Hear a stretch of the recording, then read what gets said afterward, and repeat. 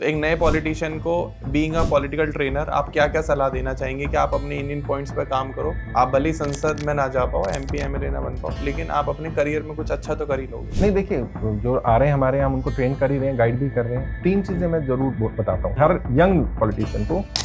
Actual में politics एक नशा है। हाँ। जैसे शराब का, ड्रग्स का एक नशा है, एक सत्ता का नशा है। और जिसे सत्ता का नशा लग जाता है भाई, मैं बता सकता हूँ, वो मतलब किसी और चीज से छूटता नहीं। सरकार को फोकस करना पड़ेगा। जैसे अभी किया 12 लाख तक इनकम टैक्स में रिबेट मिला, वो एक अच्छा चीज है। कम से कम लोगों के पास पैसा आएगा, परचेज पावर बढ़ेगी। ऐसे जीएसटी को कम करना चाहिए। जो कानून का सबसे ज्यादा मिसयूज करते हैं वो पॉलिटिशियन ही करते हैं। हाँ, पॉलिटिशियन भी करते हैं और पॉलिटिशियन के लोग भी करते हैं। अब्राहम लिंकन ने कहा था ना, जनता को नेता वैसे ही मिलते हैं जैसी जनता होती है। आपने देखा ज्यादातर चीजें प्राइवेट होती जा रही हैं, प्राइवेट हाथों में देते जा रहे हैं। इस बारे में काफी चर्चा भी हुई है। तो आपके हिसाब से क्या ऐसा हो रहा है एक्चुअल, या सिर्फ इसकी पीआर हो रही है, मार्केटिंग हो रही है? और अगर हो रहा है तो ये सही है गलत? देखिए, मैं समझता हूँ अगर प्राइवेट करना ही है तो कुछ चीज़ों को किया जा सकता है, बट हर चीज़ को प्राइवेट कर देना, प्राइवेट हाथों में दे देना, वो ठीक नहीं होगा। मैंने किताब लिखी है राजनेताओं पर। इसका टाइटल है राजनेता बनना बच्चों का खेल नहीं है। और उसमें पहली लाइन लिखी है, आप डॉक्टर बनिए, इंजीनियर बनिए, साइंटिस्ट बनिए, पायलट बनिए, टीचर बनिए, राजनेता मत बनिए। अपना घर फूंक कर तमाशा देखने का फील है राजनीति। और अभी मैं बता रहा हूँ, अरविंद केजरीवाल और उनकी पूरी टीम जेल जाएगी दोबारा, बिल्कुल। और भारत के संविधान के हिसाब से 2 साल या उससे ज्यादा की सजा होगी इन्हें, और 2 साल या उससे ज्यादा की सजा हुई तो 6 साल तक चुनाव नहीं लड़ सकते, बैन हो जाएंगे। तो उनकी पॉलिटिक्स खत्म होने वाली है। नमस्कार दोस्तों, जय हिंद, वंदे मातरम। तो हम बहुत सारे पॉडकास्ट करते हुए हैं। आपने देखा होगा, एस्ट्रोलॉजर्स के साथ पॉडकास्ट हुए, लॉयर्स के साथ पॉडकास्ट हुए, डॉक्टर के साथ पॉडकास्ट हुए। लेकिन आज का पॉडकास्ट बिल्कुल ही अलग और खास होने वाला है, क्योंकि आज पॉडकास्ट है दुनिया के, या कहें भारत के एकमात्र पॉलिटिकल ट्रेनर जो पॉलिटिशियंस को ट्रेनिंग देते हैं, मशहूर पॉलिटिकल ट्रेनर शहनवाज चौधरी के साथ। चौधरी साहब ने बहुत सारे एमपीज, एमएलएस को ट्रेनिंग देकर आज उनको उस मुकाम तक पहुंचाया है जो हर पॉलिटिकल पर्सन चाहता है कि वो भी एक टाइम पर उस लेवल पर पहुंच पाए। लेकिन उस रास्ते को कैसे कवर किया जाता है, क्या क्या स्टेप्स लिए जाते हैं, क्या आप वो गलतियां ना करें जो आम लोग कर देते हैं। लोग एक्चुअली पॉलिटिक्स में आने के बाद डिस्टर्ब हो जाते हैं कि ये करूं, वो करूं। दिमाग में काम ही नहीं करता कि बड़े पॉलिटिशियन का पीछा करूं या अपने रास्ते पे काम करूं, अच्छे काम करूं या पीआर पे फोकस करूं, पब्लिक से कनेक्शन कैसे बनाऊं। तो ऐसी बहुत सारी छोटी छोटी मिस्टेक्स रहती हैं, क्योंकि जिंदगी बहुत छोटी सी है और मुकाम बहुत बड़ा है। तो उस छोटी जिंदगी में उस बड़े मुकाम तक कैसे पहुंचना है, शहनवाज सर आज इस पॉडकास्ट में बताने वाले हैं। तो अगर आप एक पॉलिटिशियन हैं या आप चाहते हैं कि आप भी पॉलिटिक्स में आएं और समाज का कुछ भला करें, देश में अपना कुछ योगदान दें, तो ये पॉडकास्ट आप पूरा देख लीजिएगा। आपके हर सवाल का जवाब यहाँ मिल जाएगा। साथ में हम चर्चा करेंगे कि दिल्ली में आम आदमी पार्टी इस बार क्यों हारी, क्यों उसे बहुमत नहीं मिली। वो पार्टी जो हर बार हर पार्टी को, जो बिल्कुल जीरो से स्टार्ट हुई थी और उसे इतना बड़ा मुकाम हासिल किया था कि एक बार में अपनी सरकार बना ली थी दिल्ली में, तो वो पार्टी क्यों हार गई, क्या गलती करी अरविंद केजरीवाल जी और उनकी पार्टी ने। तो इस पॉडकास्ट में हम उस बारे में भी चर्चा करेंगे और साथ में ये भी डिस्कशन करेंगे कि बीजेपी ने वो कौन सी ऐसी स्ट्रेटेजी थी जिसको फॉलो करके दिल्ली में इस बार अपनी सरकार बनाई। तो हम स्वागत करते हैं हमारे पॉडकास्ट में, हमारे शो में, शहनवाज चौधरी सर का। नमस्कार सर, जय हिंद, कैसे हो आप? बहुत बढ़िया। और सर, मैं सबसे पहले एक शॉर्ट इंट्रोडक्शन अपने ऑडियंस को मैंने दिया ही है। आई होप आपको अच्छा लगा होगा वो चीज, की जो चीज मैं कनेक्शन देने वाला हूं अपने ऑडियंस से, क्या उसमें हम बिल्कुल पॉइंट टू पॉइंट जा रहे हैं? बिल्कुल जा रहे हैं। और मेरे हिसाब से जो भी ऑडियंस सुन रही है उन्हें मैं बताना चाहता हूं कि राजनीति एक ऐसा फील्ड है जिसमें मतलब कोई आपको गाइड करने के लिए नहीं बैठा है। और जो राजनेता सफल हो गए वो तो बिल्कुल नहीं चाहेंगे कि आप आगे बढ़ें। बिल्कुल, तो ऑब्वियस सी बात है, मुझे लगता है कि ये बिल्कुल सही शुरुआत आपने की है। तो चौधरी साहब, सबसे पहला क्वेश्चन मेरा यही है कि हम दिल्ली इलेक्शन से शुरुआत करते हैं कि इस बार आम आदमी पार्टी ने क्या क्या गलती करी जिसकी वजह से उनकी सरकार नहीं बन पाई। आपके हिसाब से क्या वो रीजंस रहे होंगे? देखिए, बहुत सारी गलतियां हुई हैं, लेकिन गलतियों से ज्यादा मैं समझता हूं कि जो बीजेपी की स्ट्रेटेजी थी, जो बीजेपी ने यूं कहें कि एक जाल बुना था, उस जाल में अरविंद केजरीवाल फंस गए जी। जाल कैसे बुना था, ये शुरुआत हुई है 10 साल पहले जी, 2015 में, जब बीजेपी को लगा कि आम आदमी पार्टी की 67 सीटें आ गई, तो उन्होंने उस पर रिसर्च किया, स्टडी किया कि एक्चुअल में हुआ क्या जी। तो उन्होंने देखा कि एक आम इंसान, डबल एक्सेल की शर्ट पहनने वाला, स्लीपर में घूमने वाला इंसान, तो उन्हें लगा यार ये काम इंसान की छवि है अरविंद केजरीवाल की जी। तो इस छवि के कारण जनता को लगा कि ये हम में से ही कोई है। मफरल मैन आपने शायद याद होगा, तो खैर वो मफरल नहीं पहनते, लेकिन वो मफरल मैन फेमस हुआ। फिर बीजेपी को लगा कि इनका जो काम करने का ढंग है कि सरकार बनने के बाद कैसे काम करें उस पर निगाह रखते हैं हम लोग जी। तो उन्होंने कुछ जो मुद्दे उठाए वो मुद्दे भी सही थे जी। तो भारतीय जनता पार्टी ने उनको स्टडी किया, फिर देखा कि इनकी जो छवि है कट्टर ईमानदार की, हाँ जी, उसके इर्द गिर्द जाल बुना। जैसे होता है ना पुराने जमाने में जब सेना होती थी तो पूरा व्यू रचना होती थी, हाँ जी, तो अरविंद केजरीवाल को घेरने के लिए पूरी व्यू रचना की गई है जी। तो उस पर विस्तार से बात करेंगे कैसे व्यू रचना हुई है, लेकिन मोटे मोटे तौर पर मुझे लगता है भारतीय जनता पार्टी ने बहुत बढ़िया व्यू रचना की और अरविंद केजरीवाल उसमें फंसते चले गए। मुझे सर एक सवाल आपसे व्यक्तिगत पूछना था, मतलब ये शायद जनता का भी सवाल हो सकता है और बिल्कुल शुरुआत में ही पूछ ले रहा हूँ, हो सकता था कि हम इसे बीच में करते।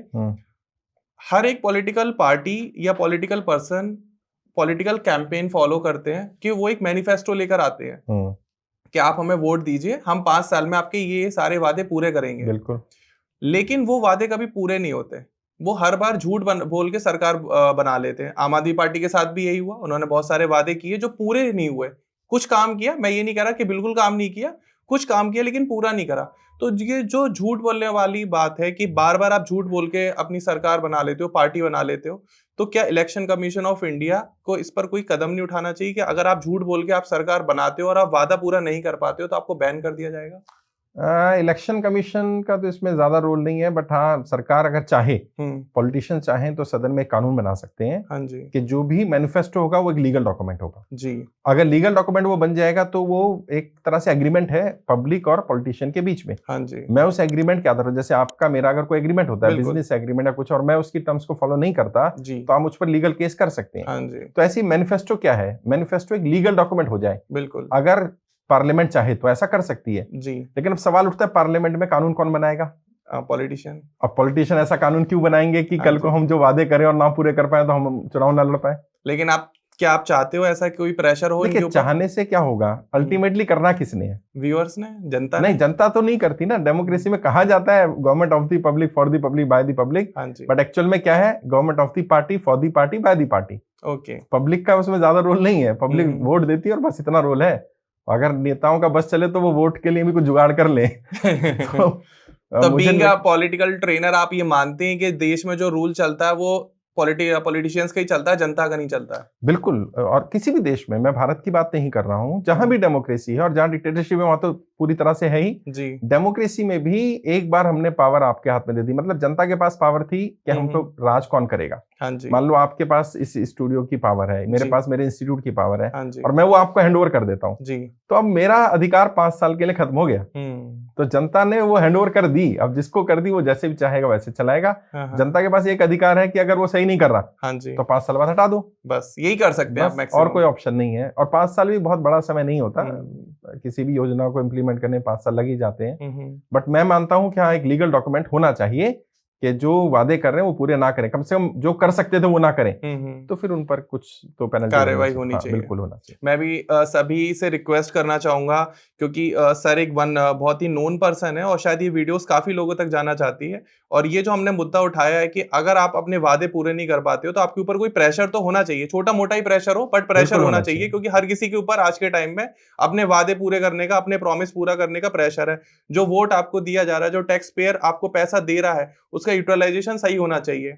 हमें वो न्यूज नहीं चाहिए कि आप आओ बता दो कि ये स्कैम हो गया, मुझे जेल में डाल दिया, जनता का पैसा कहाँ, कोई हमें शीश मिलनी चाहिए। कोई जॉब भी करता है हमारे यहाँ तो एक एग्रीमेंट होता है ना। बिल्कुल, हमारी कुछ जॉब के साथ क्या आता है, पैकेज आता है। हाँ जी, पैकेज में क्या है, कुछ रिस्पॉन्सिबिलिटीज भी और कुछ पक्ष भी है। अब मैं कहूँ पक्ष तो मुझे मिल जाए, रिस्पॉन्सिबिलिटी मैं नहीं निभाऊंगा, हाँ जी, तो ऐसा तो नहीं होगा ना। तो जब एक छोटी सी नौकरी, अपने आप पियोन भी रखते हैं तो उसके कुछ अधिकार और कर्तव्य होते हैं, तो पॉलिटिशियन के लिए कुछ लिमिटेशंस होनी चाहिए। बिल्कुल बिल्कुल। तो सर ये मेरा पर्सनल क्वेश्चन था एंड रिक्वेस्ट भी थी आपके थ्रू, एंड व्यूअर्स आपसे भी मेरी सेम रिक्वेस्ट है, आप प्लीज इस बात को आगे तक पहुंचाइए कि एक ऐसा कोई पब्लिक डॉक्यूमेंट होना चाहिए जिस पर लोग स्टिक रहें और अपने वादों को पूरा करें। बाकी सर हम पॉडकास्ट के आगे शुरुआत करते हैं। जैसे हम दिल्ली की सरकार के बारे में बात कर रहे थे, तो बीजेपी और आम आदमी पार्टी और कांग्रेस, जैसे कांग्रेस का धीरे धीरे देख रहे हो कि हर जगह से पतन होता जा रहा है, बिल्कुल कांग्रेस को खत्म करा जा रहा है, तो कांग्रेस ऐसा अपनी स्ट्रेटेजी में क्या इंप्लीमेंट नहीं कर पा रहे हैं जो बाकी पार्टीज अच्छे से कर पा रहे हैं? देखिए, मुझे लगता है खत्म होना तो नहीं कहा जाएगा, ये कांग्रेस खत्म हो रही है, क्योंकि खत्म होना तो प्रैक्टिकली संभव नहीं है, इतनी बड़ी पार्टी है जी। 100 के आसपास सांसद हैं लोकसभा में और 50 राज्यसभा में, 750 से ज्यादा एमएलए उनके पास हैं, तो खत्म तो नहीं होगी। लेकिन हाँ, कांग्रेस जो गलती करे, अब ये बात मुझे नहीं मालूम पब्लिक डोमेन में कहनी चाहिए कि नहीं कहनी चाहिए, कांग्रेस सीख नहीं पा रही अपनी गलतियों से। अच्छा। जैसे भारतीय जनता पार्टी ने एक कोर्स करेक्शन किया, हाँ जी। जैसे नरेंद्र मोदी जी की 240 सीटें आई, जब 400 पार का नारा था और बहुमत से नीचे रह गए, उसके बाद आप देखेंगे ज्यादातर इलेक्शन बीजेपी जीती। हाँ जी। क्योंकि बीजेपी बहुत जल्दी अपनी गलतियों से सीखती है, कोर्स करेक्शन करती है। कांग्रेस को लगता है बाय डिफॉल्ट आज नहीं तो कल जनता हमें ही चुन लेगी और लोग थक जाएंगे बीजेपी से। कांग्रेस अपनी तरफ से कोई प्रोएक्टिव एक्शन नहीं लेती। ऑल्दो अब शुरू किया है, जैसे राहुल गांधी जी ने भारत जोड़ो यात्रा की, उसका इम्पैक्ट पड़ा। स्ट्रक्चर में चेंज किया, अपने नए लोगों को सेकेंड लाइन ऑफ लीडरशिप तैयार की, उससे कुछ इंप्रूवमेंट है। लेकिन अभी भी बहुत समय लगेगा कांग्रेस को रिवाइव करने में, और खासकर से जिन राज्यों में, मैं 50 साल का रिकॉर्ड बताता हूँ आपको जी। पिछले 50 साल में कांग्रेस जिन भी राज्यों में 3rd पोजीशन पर पहुंची है, हाँ जी, वहां से वापस नहीं आई सत्ता में। ओके। और ये कभी सर्च करिएगा, आप गूगल कर लीजिएगा, जिस राज्य में 3rd पोजीशन में पहुंची, जैसे यूपी में 3rd पर पहुंच गई जी, तो सत्ता में नहीं आ पा रही है इतने साल से। वेस्ट बंगाल हो गया, या आप एग्जाम्पल ले लीजिए दिल्ली का ही, 3 बार हो गया 0, क्योंकि 3rd पर पहुंच गई। जहां 2nd पर है यानी अपोजिशन में है, तो वहां तो उसका चांसेस बनता है सरकार बनाए। जहां कांग्रेस बिहार है, एक बार 3rd पोजीशन में पहुंची, तो मतलब अब कांग्रेस वहां से बाउंस बैक नहीं कर पा रही। पॉलिटिकल पार्टीज जो है या पॉलिटिकल राजनेता हम ये कह ले, तो हम ये कह सकते हैं कि हमारा भविष्य इन्हीं के हाथ में है, क्योंकि जो सर्विसेज या जो मैनिफेस्टो में ये लेकर आते हैं और जो पॉलिसीज लेकर आएंगे, उसी से देश का विकास होना है। बिल्कुल। तो इंडिया अभी भी हम ये कहते हैं कि डेवलपमेंट हो रहा है, अभी अंडर डेवलप कंट्री है, बाकी कंट्रीज की तरह हम विकसित देश नहीं है। तो हम ऐसा अपनी क्या लैक कर रहे हैं पार्टीज में या मैनिफेस्टो को, जो हम बहुत फास्ट इंप्लीमेंट नहीं कर पा रहे हैं? नहीं, ऐसा नहीं है, मैनिफेस्टो तो बहुत अच्छे बन रहे हैं, लैक नहीं कर रहे हैं उसमें ज्यादा। समस्या क्या आ रही है, अब्राहम लिंकन ने कहा था ना, जनता को नेता वैसे ही मिलते हैं जैसी जनता होती है। हाँ जी। प्रॉब्लम देश की जनता के साथ भी कुछ है। जनता जब धर्म देखकर, जाति देखकर वोट करेगी जी, भाई दामाद थोड़ी चुन रहे हो यार, और मैं कहता हूँ दामाद भी चुनना है तो दूसरी धर्म जाति में अच्छा लड़का मिल रहा है तो ले लो, सही बात है। लेकिन चलिए वो एक अलग मैटर हो जाएगा कि रिलीजन, कास्ट, लेकिन कम से कम नेता चुन रहे हो यार। लेकिन आप देखते हो नहीं, मेरी जाति का है तो काम करे ना करे मैं चुन लूंगा, मेरे धर्म का है काम करे ना करे, तो फिर वैसे ही नेता मिलेंगे जी। तो वो नेता आपको धर्म में, जाति में लगाते रहेंगे, लड़ते रहिए, विकास वो जो सतत प्रक्रिया होता रहेगा। हर कोई, आप वो कहते हैं ना आत्मनिर्भर बनो, तो भैया आपके विकास के लिए आप खुद जिम्मेदार हैं। जैसे यूपी की हमारी बसों में लिखा होता था, सवारी अपने सामान के लिए खुद जिम्मेदार है, तो जनता खुद जिम्मेदार है। तो आपके दिमाग में कैसे आया ये कि मैं पॉलिटिशियंस को ट्रेनिंग देता हूँ? क्योंकि पॉलिटिशियंस का मैं एक पर्सनल पॉलिटिशियन से मिला हूँ, if I was not wrong, उनको थोड़ा सा टाइम का प्रॉब्लम रहता है, दूसरा थोड़ा ईगो प्रॉब्लम भी रहता है कि मुझे तो सब आता है, मैं जनता से कनेक्शन करता हूँ, जनता के बीच में बैठता हूँ, आप क्या मुझे सिखाओगे? नहीं, ईगो तो नहीं है पॉलिटिशियन, हाँ कुछ में है जो पुराने हैं, ऑब्वियस सी बात है, लेकिन जो फर्स्ट पार्ट है आपका कि टाइम नहीं है, ये बात सच है। पॉलिटिशियंस बहुत व्यस्त रहते हैं, उनके पास टाइम नहीं होता, लेकिन मेरा फोकस ये रहता है कि जहां उन्हें दिक्कत आ रही है, जैसे election management, team building, constituency management, campaign design करना, वेव बिल्डिंग, शैडो कैंपेनिंग, सामने वाले किसी की लहर चल रही है उसको तोड़ना कैसे है, अब वो तो उसको सीखना ही पड़ेगा, वो सीखे या उसकी टीम को सिखाएं हम। हाँ जी। या जैसे कम्युनिकेशन, चाहे वो कितना ही बिजी है, अगर उसे मंच पर बोलना ही नहीं आता तो उसका बिजी होने का कोई औचित्य नहीं है। तो इसलिए मैं उन्हें बताता हूँ भाई आप व्यस्त हैं या अस्त व्यस्त हैं। हाँ जी।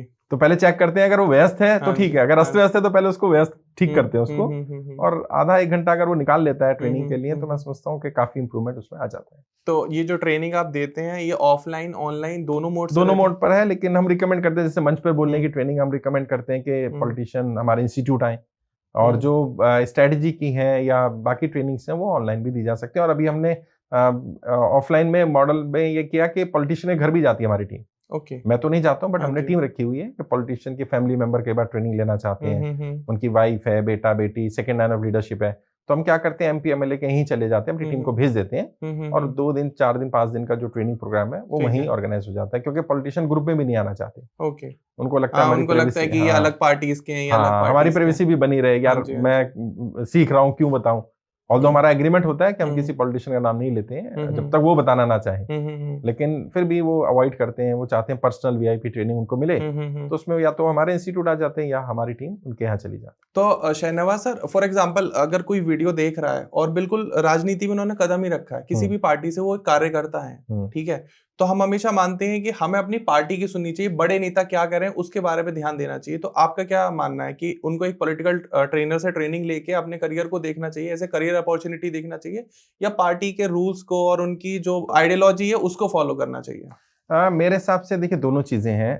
अभी तक जब तक ये इंस्टीट्यूट नहीं थे या इस तरह के प्रोफेशनल लोग नहीं थे, तब भी तो लोग राजनीति में आ ही रहे थे। बिल्कुल। तो ऐसा तो नहीं है कुछ नया हम कर रहे हैं। होता क्या है, आपके पास दो विकल्प हैं। पहला विकल्प है आप किसी पॉलिटिकल पार्टी में रहिए, काम करिए 10, 15, 20 वर्ष वहां सीखिए, जो भी आपका गॉडफादर है, सीनियर पॉलिटिशियंस वो सिखा देंगे, जो भी उनको देख के सीख जाएंगे और फिर आगे बढ़िए। एक दूसरा विकल्प है वो 20 साल का आप 2 महीने में सीख लीजिए। बिल्कुल, क्योंकि भाई हर गड्ढे में आचार्य चाणक्य कहते हैं ना कि भाई अगर कोई काम हो रहा है तो ऑलरेडी हो चुका है तो दोबारा उसके ऊपर क्यों मेहनत करनी। कि भाई दूसरे के तजुर्बे से सीखो, हर एक्सपेरिमेंट अपने ऊपर करने के लिए तुम्हारी उम्र थोड़ी पड़ जाएगी। सही बात है। तो ऑब्वियस सी बात है, मुझे लगता है कि अगर उन्हें लग रहा है कि वहां सीख सकते हैं। और अभी क्या हो गया, 20-25 वर्ष में मैंने देखा भारत की राजनीति में, पहले पॉलिटिशियन बहुत अच्छे थे। वो क्या करते थे, सेकंड लाइन ऑफ लीडरशिप में अपने बेटे बेटी या परिवार के लोगों के अलावा भी नए लोगों को मौका देते थे। अभी क्या, पिछले मैं 15-20 वर्ष से देख रहा हूँ भारत की राजनीति में पॉलिटिशियन भी बहुत सेल्फ सेंटर्ड हो गए। वो कहते हैं यार मैं अपनी रणनीति, अपने पर्दे के पीछे की बातें नहीं सिखाऊंगा किसी को। और वैसे भी हर बिजनेस का एक यूएसपी होता है। आपकी कुछ स्ट्रेटेजीज होंगी जो हिडन होगी, वो आप किसी को भी नहीं बताना चाहेंगे। मेरे भी इंस्टीट्यूशन की कुछ है जो मैं छुपा कर रखूंगा, तो ऐसी पॉलिटिशियन की भी है। अब आपका भले वो सीनियर है, गॉडफादर है, आप उसको अपना माई बाप मानते हैं, लेकिन वो रणनीति नहीं बताएगा कि वो वहां तक कैसे पहुंचा। और मेरी बात बन पानी है। आप भी किसी एमपी एमएलए को जानते होंगे, ऑडियंस भी बहुत लोग होंगे जो एमपी एमएलए को जानते होंगे। बिल्कुल। किसी एमपी एमएलए से पूछ लो कि भाई साहब आप सांसद विधायक कैसे बने, मुझे सिखा दो। कोई नहीं सिखाएगा, सिखाएगा नहीं। ज्यादातर एमपी एमएलए का सीधे कहना रहता है कि जनता का प्यार है। हाँ भाई, मैं तो यार भाग्य, नेता भाग्य को बहुत मानते हो। कहते मेरा भाग्य में था, राजयोग था तो हो गया, जनता ने मुझे सपोर्ट करा, मेरी पार्टी ने मुझे सपोर्ट करा। वो कभी वो रास्ते नहीं बताएगा कि मैं कैसे उम्मीदवार से दावेदार बना।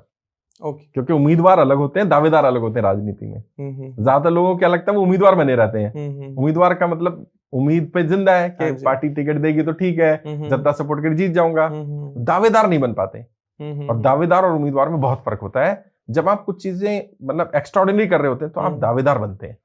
बहुत सारे सर ऐसे एग्जाम्पल देखे गए हैं। छत्तीसगढ़ में भी मैं एक राजनेता उनको जानता हूँ, राजस्थान में उनको जानता हूँ, जो बिना चुनाव में बिना ज्यादा पैसे खर्च किए चुनाव जीते हैं। पहले तो मेरा सवाल यही है कि चुनाव जीतने के लिए पैसा सबसे ज्यादा इंपॉर्टेंट है या छवि इंपॉर्टेंट है, पार्टी इंपॉर्टेंट है? नहीं, अच्छा सवाल है। बिना पैसे के तो कोई जीत ही नहीं सकता। जैसा आपने भी कहा कि कम पैसा लगाकर, अब कम की आपकी क्या परिभाषा मुझे नहीं मालूम जी, लेकिन मैं आपको बता देता हूँ जो इलेक्शन कमीशन की लिमिट है 30 लाख, 40 लाख, 50 लाख विधानसभा में, और लोकसभा में 70 से 90 लाख, जहां जो लिमिट है उससे 10 टाइम मिनिमम पैसा खर्च हो रहा है। मिनिमम ट्रू है। मतलब मान लीजिए अगर 10 लाख की लिमिट है चुनाव में तो कम से कम 1 करोड़ रुपए खर्च होगा। अगर 50 लाख की लिमिट है तो 5 करोड़ रुपए खर्च होगा। अब अगर आप कह रहे हो उससे कम में हो गया, मैं नहीं मान सकता। हो सकता है उसने आपको सच्चाई ना बताई, और हो सकता है उसने अपनी जेब से पैसा खर्च ना किया हो, ये संभव है। ये संभव है। हाँ, मैं ये नहीं कहता कि आप अपना पैसा लगाओगे, लेकिन पैसा लगेगा। अब पैसा कहां से आएगा? अब या तो आपके मित्र लगाएंगे, अब या आपके पास ऐसे लोग होने चाहिए जो आप पे दाव खेलें, आपकी पार्टी संगठन लगाएगी। अच्छा, पार्टी नहीं लगा रही, संगठन नहीं लगा रहा, आपके पास भी पैसा नहीं है, तो फिर तो राजनीति में सफलता नहीं मिलेगी। बिना पैसे के तो नहीं मिलेगी। तो जो इंसान 10 करोड़ खर्च करके चुनाव जीत कर आ रहा है विधानसभा या लोकसभा में, हम कहेंगे, तो क्या पहले वो अपना पैसा रिकवर करेगा या जनता के लिए काम करेगा? देखिए 10-15 करोड़ रुपए तो पीनट्स हैं। राजनीति में कमाने के लिए तो ये कुछ है ही नहीं। मतलब अगर कोई सोचे 10-15 करोड़ रुपए कमाने के लिए एमएलए एमपी बनूं, तो उसके लिए एमएलए एमपी बनने की जरूरत नहीं। वो तो पार्टी का पदाधिकारी भी कमा लेता है, अगर समझदार है, उसे पता है कैसे काम कराने, लाइजनिंग कैसे करनी है। तो एमपी एमएलए बनने के लिए ये छोटा मोटा अमाउंट है। बट ये बात सही है कि लोग पैसा कमाने के लिए भी आते हैं राजनीति में। कुछ जैसे नितिन गडकरी जी, मैं उनका वो बड़ा एडमायर करता हूँ। 1 रुपया भी खर्च नहीं करते वो, कभी दूसरे का लेकर के या डोनेशन लेकर के, या कभी वो करप्शन नहीं करते, अपनी जेब का पैसा लगाते हैं। अब किसी ने मुझसे पूछा वो पॉलिटिशियन जो अपनी जेब का पैसा लगाते हैं वो क्यों राजनीति करते हैं? सब पैसे के लिए तो नहीं करते ना जी। एक्चुअल में पॉलिटिक्स एक नशा है। जैसे शराब का, ड्रग्स का एक नशा है, एक सत्ता का नशा है। और जिसे सत्ता का नशा लग जाता है भाई, मैं बता सकता हूँ वो मतलब किसी और चीज से छूटता नहीं। मेरे एक स्टूडेंट थे, अब तो खैर एक्सपायर कर गए, तो मैं बता सकता हूँ उनके बारे में। एमएलए थे वो। हाँ जी। 25 साल सत्ता में रहे, एमएलए रहे। ओके। और जब हमसे जुड़े तब भी, उससे पहले भी 3 साल तक एमएलए थे। फिर हमने कुछ और इंप्रूवमेंट किया तो फिर जीत कर आए जी। जब आम आदमी पार्टी की लहर चल रही थी जी, उस लहर में सबने कहा कि सब हार जाएंगे, फिर भी मैं उनको जिता के लेकर के आया। अच्छा। तो अगले चुनाव में वो हार गए। हाँ 2015 में जी। और 2 साल बाद एक्सपायर कर गए जी। क्योंकि वो सत्ता से बाहर रह ही नहीं पाए। अच्छा, वो सदमा ही नहीं झेल पाए अपनी हार का। होता है। हाँ, बीजेपी के एमएलए थे वो। और मतलब बहुत दुख भी हुआ, मेरे बहुत करीबी भी थे। उन्होंने काफी क्योंकि चीफ व्हिप रहे थे विधानसभा में बीजेपी की तरफ से, तो काफी उनसे सीखने को भी मिला हम लोगों को, क्योंकि सीनियर भी थे जी। लेकिन सत्ता से बाहर होते सब समाप्त हो गया। तो जैसे आप, अगर कोई पर्सन है, ज्यादातर देखिए जो राजनीति की शुरुआत हुई थी या राजनेता की शुरुआत होती है वो गांव से होती है, क्योंकि शहरों में क्या है, इतना ध्रुवीकरण हो चुका है, विकास हो चुका है कि लोग उतने सामाजिक नहीं रहे। लेकिन गांव में आपने देखा होगा आज भी लोग किसी को फॉलो करते हैं, आइडियोलॉजी, और नेता वहां से निकल कर आता है। तो अगर कोई व्यक्ति हमारी वीडियो को देख रहा है और वो किसी गांव से है या वो किसी प्रधान का चुनाव लड़ना चाहता है, तो क्या आप उस स्टेज पर भी जाकर ट्रेनिंग देते हैं? बिल्कुल बिल्कुल। हमारा जो ग्राम प्रधान का चुनाव लड़ते हैं उनके लिए ऑनलाइन ट्रेनिंग मॉड्यूल होता है। ओके। 3 महीने का ट्रेनिंग मॉड्यूल भी है, जिसमें हम लोग हफ्ते में 1 दिन उनको लाइव सेशन, जैसे मेरा लाइव सेशन रहता है उनके साथ, उनको ट्रेन करते हैं और बहुत नॉमिनल फीस पे उनको गाइड करते हैं, ताकि क्योंकि ग्रामीण स्तर है, ऑल्दो पैसा तो आपको ही पता है, ग्राम प्रधान भी 5-5, 10-10 लाख रुपए खर्च कर रहे हैं, और ऑडियंस जो सुन रही है वही बता देंगी कमेंट करके कितने लोग कितने पैसा खर्च कर रहे हैं। कई जगह पर 10-10 लाख रुपए खर्च हो रहे हैं ग्राम प्रधान में। ट्रू। तो हम बहुत कम नॉमिनल फीस में उनको ट्रेनिंग देते हैं। और हमारा ग्राम प्रधान से लेकर के और सांसद लेवल तक, किसी भी लेवल का कोई उसको पॉलिटिक्स के बारे में कुछ भी जानकारी चाहिए तो ये एक्सक्लूसिव इंस्टीट्यूशन है। 2006 से हम लोग काम कर रहे हैं। दिल्ली में कनॉट प्लेस में मेरा ऑफिस है और हमारी एक्सपर्टाइज इसी में है। आज 19 साल हो गए मुझे ये काम करते हुए। तो अगर उन्हें लग रहा है सीखना है तो सीखिए, और सीखने की तो कोई स्टेज, कोई उम्र है ही नहीं। बट जैसा आपने कहा कि गांव में ज्यादा चांसेस है, मुझे लगता है गांव का चुनाव बहुत मुश्किल है। मतलब मैं आपको बता रहा हूँ, ग्राम प्रधान बनना मुश्किल है, सांसद बनना आसान है। सच्चाई है, लोगों को पता नहीं है। सांसद बनना जेन्युइनली आसान है ग्राम प्रधान बनने से। ग्राम प्रधान मतलब बहुत अलग लेवल का चुनाव, बहुत हैप्टिक, बहुत अलग। तो कई लोग हैरान भी होते हैं जब मैं बोलता हूँ साहब आप सांसद को अगर आसान है, ग्राम प्रधान मुश्किल है। हाँ, सच्चाई है, क्योंकि जो लड़ा है वो बता सकता है, जिसने ग्राम प्रधान लड़ा ही नहीं वो क्या बताएगा। ट्रू है। और जरूरी नहीं नीचे से शुरुआत की जाए, वो भी गलत ही परसेप्शन है कि नीचे से शुरू करें। वो हर एक का लेवल है, वो आपका जो लेवल है वहां से शुरू करिए। अच्छा, बीइंग जैसे अगर मैं एक पर्सन हूँ जो बिल्कुल नॉन पॉलिटिकल है, मुझे कोई नॉलेज नहीं है कि पॉलिटिक्स कैसे होती है, कैसे लोगों से जुड़ा जाता है, पब्लिक स्पीकिंग कैसे होती है, किस तरीके से अपनी बातें लोगों के सामने रखें, और मैं आपके पास आता हूँ कि सर मुझे पॉलिटिशियन बनना है, I am interested in it, तो आप मुझे कितना समय देंगे और कितना समय बताएंगे कि आपको इस लेवल पर आने के लिए इतना टाइम तो लगेगा कि आप एक सांसद वाले पर्सन को जो ऑलरेडी एमपी है, एमएलए है, उसको फेस कर पाए? देखिए 3-4 चीजें इसमें। सबसे पहले तो जो नया, जैसे आप बिल्कुल न्यू है, फ्रेशर है, तो हम लोग क्या करते हैं, उनके टेस्ट लेते हैं। ओके। साइकोमेट्रिक टेस्ट होता है हमारा, जिसको पॉलिटिकल एप्टीट्यूड टेस्ट बोलते हैं। वो पॉलिटिकल एप्टीट्यूड टेस्ट जज करता है कि अभी आपको पॉलिटिक्स की नॉलेज कितनी है। पॉलिटिकल एप्टीट्यूड की बात हो रही है, इसमें फील्ड पॉलिटिक्स की बात नहीं हो रही। सोचने का नजरिया, डिसीजन मेकिंग एबिलिटी कितनी है, टफ सिचुएशन में आप कैसे डिसीजन लेंगे, डिसीजन ले पाएंगे कि नहीं ले पाएंगे। फिर आपके ट्रेड्स, पॉलिटिकल ट्रेड्स हम जज करते हैं। जैसे एक अच्छा कम्युनिकेटर होना चाहिए, लीडरशिप स्किल होना चाहिए, कुछ particular personality, communication, body language, इन सब चीजों पे हम पहले टेस्ट लेकर जज करते हैं। फिर उनको बता दें कितना समय लगेगा। मतलब हर एक के लिए अलग अलग है। ओके। ऐसा नहीं है कोई स्पेसिफिक कि मैं आपको बोलूं भी आप 6 महीने में सीख जाओगे और कोई 1 साल लगेगा। हर एक का अलग अलग है। कोर्सेज है हमारे। शुरुआत करते हैं तो हम 5 दिन का ट्रेनिंग प्रोग्राम से शुरू करते हैं। फिर हमारा 15 दिन का ट्रेनिंग प्रोग्राम है, फिर हमारा 1 साल का ट्रेनिंग प्रोग्राम है, फिर हमारा 3 साल का ट्रेनिंग प्रोग्राम है। तो हम हैंड होल्डिंग भी करते हैं कि भाई अगर आपने एक बार ट्रेनिंग ले लिया, अब आप कहते हो नहीं मुझे रेगुलर गाइड करो, तो हमारी एनुअल कंसल्टेंसी है, जिसमें आप व्हाट्सएप के माध्यम से, फोन के माध्यम से डायरेक्ट मुझसे कनेक्ट होते हैं और आपके जो भी जब डाउट्स आएंगे तुरंत हम हेल्प करेंगे। तो मैं क्या ये भी कह सकता हूँ कि आप कैंपेनिंग में भी हेल्प करते हैं? कैंपेन में भी ग्राउंड लेवल पे भी बताते हैं? ग्राउंड लेवल पे टीम कैसे काम करेगी, इलेक्शन मैनेज कैसे करना है, constituency management, candidate management, media management, social media management, mafia management, money management, mafia management के बारे में थोड़ी सी हम एक्सक्लूसिव चर्चा करेंगे। वैसे तो मेरा ये कहना बिल्कुल सही रहेगा, अब तो नहीं कह सकते। पहले जो पॉलिटिक्स में ज्यादातर लोग जो पॉलिटिशियन आते थे वो माफिया ही रहते थे, तो माफिया मैनेजमेंट की वहां जरूरत ही नहीं थी, जब माफिया के ही हाथ में नहीं, ऐसा नहीं था, शुरू से ऐसा नहीं था। अच्छा। असल में हुआ क्या, एक दौर आया जब देश आजाद हुआ, उस समय पर पॉलिटिशियन बहुत अच्छे थे जी। पंडित जवाहरलाल नेहरू जी की बात कर लें, मौलाना आजाद की बात कर लें, सरदार वल्लभ भाई पटेल की बात कर लें, या और भी जितने पॉलिटिशियन रहे, बाबा साहब अम्बेडकर की बात कर लें, बहुत अच्छे पॉलिटिशियन थे जो जनरली जनता की सेवा करना चाहते थे जी। ऐसा ऐसा क्या हुआ, जब उन्हें किसी ने हराना था, मैं नाम नहीं लूंगा किसी का, लेकिन वो समझ जाएंगे, जो भी उनको हराना चाहते थे, उन्होंने रजवाड़ों से, राजाओं से संपर्क की, और उनके राजाओं के पास सेना भी थी, बहुत कुछ था, पैसा था जी। उन शरीफ नेताओं को हराने के लिए इन लोगों ने ये सब इस्तेमाल करना शुरू किया, माफियाओं को, बदमाशों को लेना शुरू किया। अच्छा। 10, 15, 20 वर्ष वो दौर चला जहां माफिया के साथ मिलकर नेता अच्छे नेता को हरा देते थे। फिर अच्छे नेताओं को भी लगा यार हम तो हरा नहीं पाएंगे, तो उन्होंने अपने माफिया तैयार किए। हाँ जी। या दूसरे राजा, जो राजाओं में आपस में कंपटीशन होता था, हाँ जी। उसको तो अपने साथ ले लिया। उन राजाओं या माफियाओं को लगा यार हम ही तो पॉलिटिशियन को बना रहे हैं, हाँ जी, तो हम इन पे डिपेंड क्यों रहे, हम इन्हें जिता भी देते हैं, सब कुछ कर देते हैं, इनको पैसा भी देते हैं, कल को जीतने के बाद इनसे जी हुजूरी करनी पड़ती है हमें जी, तो क्या करें, क्यों ना हम ही राजनीति में आ जाए, क्योंकि वर्चस्व तो हमारा है, दबदबा तो हमारा है। तो फिर आहिस्ता आहिस्ता वो 20, 30 साल, 40 साल पहले उन माफियाओं की एंट्री राजनीति में शुरू हुई। अब फिर वापस दौर बदला है, अब माफिया बैक एंड पर आ गए वापस से, हाँ जी, और पॉलिटिशियन फ्रंट एंड पर है। बट हर पॉलिटिशियन, मतलब कहना नहीं चाहिए, कड़वी बात है राजनीति की, बट अगर वो MP MLA है तो उसके बाद कुछ लोग ऐसे जरूर रहते हैं जो समय आने पर उसके लिए काम करते, टेढ़े काम कर सकते हैं। बिल्कुल, क्योंकि खुद नहीं करते, वो व्हाइट कॉलर जॉब है उनका, तो वो नेता शरीफ बने रहते हैं। तो है ये पर्दे के पीछे।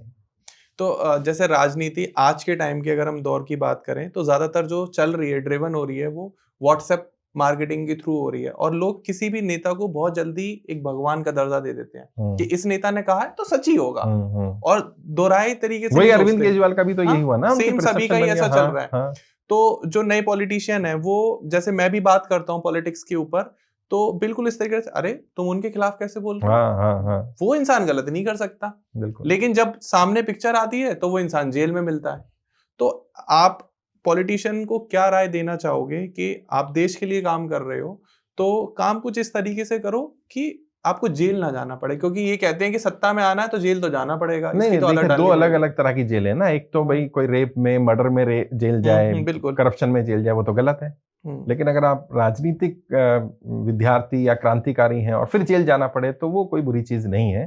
अगर आपको, भाई आपने कोई धरना प्रदर्शन किया और आपको चक्का जाम की वजह से जेल में डाल दिया गया, तो वो ठीक है, जनता उससे इंप्रेस होती है कि नहीं यार ये हमारे लिए लड़ रहा था। तो किस लिए जेल गए वो मायने रखता है, जेल बुरी चीज नहीं है जी। दूसरी बात, जैसा आपने कहा कि पॉलिटिशियन ऐसा ना करें, बात सही है, आदर्शवाद है जो आप कह रहे हो कि पॉलिटिशियन को देश की सुननी चाहिए, देश के बारे में सोचना चाहिए, जनता के बारे में सोचना चाहिए। लेकिन वो ये सब सोचेगा कब, जब वो नेता रहेगा, कुर्सी पर रहेगा, तभी तो कर पाएगा ना जी। कुर्सी को बचाए रखने के लिए साम दाम दंड भेद सब करना पड़ेगा। अब आप कहते हो साम दाम दंड भेद ना करें और कुर्सी पे बैठा रहे, कुर्सी पे कैसे रहेगा, क्योंकि अच्छा वो ना करें, आप शरीफ हो, आप कहते हो मैं नहीं करूंगा, आपका विरोधी तो कर रहा है। बिल्कुल। अब विरोधी क्या करेगा? अब अरविंद केजरीवाल ने शीला दीक्षित को जिन आरोपों से हटाया वो सारे झूठे थे। मैं शीला दीक्षित जी का पॉलिटिकल एडवाइजर था, अब तो दुनिया में नहीं रही तो मैं उनका नाम ले सकता हूँ। मैं Shivaji chief minister was the political advisor, उनकी टीम में था मैं, और मैं बताता था मैडम को कि मैडम ये गलत हो रहा है। वो कहती थी मैं करूं क्या, जनता उसकी बात सच मान रही है, जनता को लग रहा है वो हम में से है, वो सच बोल रहा है, जबकि वो सारे आरोप झूठे थे। वो जो दिखाते थे मेरा पेपर है, ये है, वो है, सब झूठ था, और वो शीला दीक्षित जी को मालूम था। और उन्होंने कहा था कि एक ना एक दिन ऐसा आएगा कि अरविंद केजरीवाल रोएंगे इस चीज को लेकर के, मुझ पर इतने आरोप लगा रहे हैं, अय्याशी कर रही हूँ, ये कर रही हूँ। उनका तो घर में गया हूँ कई बार, शीला दीक्षित जी के, नॉर्मल एक जो पॉलिटिशियन का घर होता है। हाँ जी। और अरविंद केजरीवाल जी ने कितना बड़ा शीश महल बनाया अपने लिए, और वो न्यूज में भी आज के टाइम में वायरल टॉपिक है। शायद इसी वजह से शायद यही एक हार का पॉइंट भी रहा हो, बहुत बड़ा रीजन रहा। मैं मतलब अभी तक मैं नहीं समझ पा रहा कि कौन वो पॉलिटिशियन था अरविंद केजरीवाल का शुभ चिंतक जो उनका शुभ होता देखकर चिंता में पड़ गया कि उसने अरविंद केजरीवाल को कन्विंस कर लिया कि वो शीश महल बना ले। अरविंद केजरीवाल जैसे व्यक्ति को किसने कन्विंस कर दिया होगा इस बात के लिए कि आप क्या आदर्श लेकर आए थे राजनीति में कि यार हम हवाई चप्पल पहनेंगे, हम डबल एक्सेल की शर्ट पहनेंगे, हम एक आम इंसान दिखेंगे, हम बड़ी गाड़ी बड़ा बंगला नहीं लेंगे, हम सिक्योरिटी नहीं लेंगे। और एकदम से इतना 360 डिग्री का टर्न उस व्यक्ति में किसने लाया? कहते हैं जब एक ऊंचाई पे पहुंच जाते हैं तो आदमी का दिमाग फिर जाता है। लोग कहते हैं कि इसको जो है कामयाबी रास नहीं आई, तो शायद ये भी एक पॉइंट रह सकता है। नहीं, लेकिन वो सब पार्ट अलग है। मुझे ऐसा नहीं लगता। ये कंट्रोवर्शियल बात हो जाएगी, लोग कहेंगे कि हमारे ईमानदार नेता के बारे में ऐसी नहीं, बात ईमानदारी या बेईमानी की नहीं है ना। हम और आप कौन होते हैं ईमानदारी का सर्टिफिकेट देने वाले? आप अपने मुंह से अपने आप को ईमानदार कहूं, मैं अपने आप को कहूं, ऐसा नहीं चलेगा। सही बात। जनता ने तो साबित कर दिया। अरविंद केजरीवाल ने क्या कहा था जी, अगर मैं ईमानदार हूं तो दिल्ली की जनता मुझे वोट कर देगी। जी, जनता ने हरा दिया। यानी जनता भी मानती है कि आप ईमानदार नहीं है।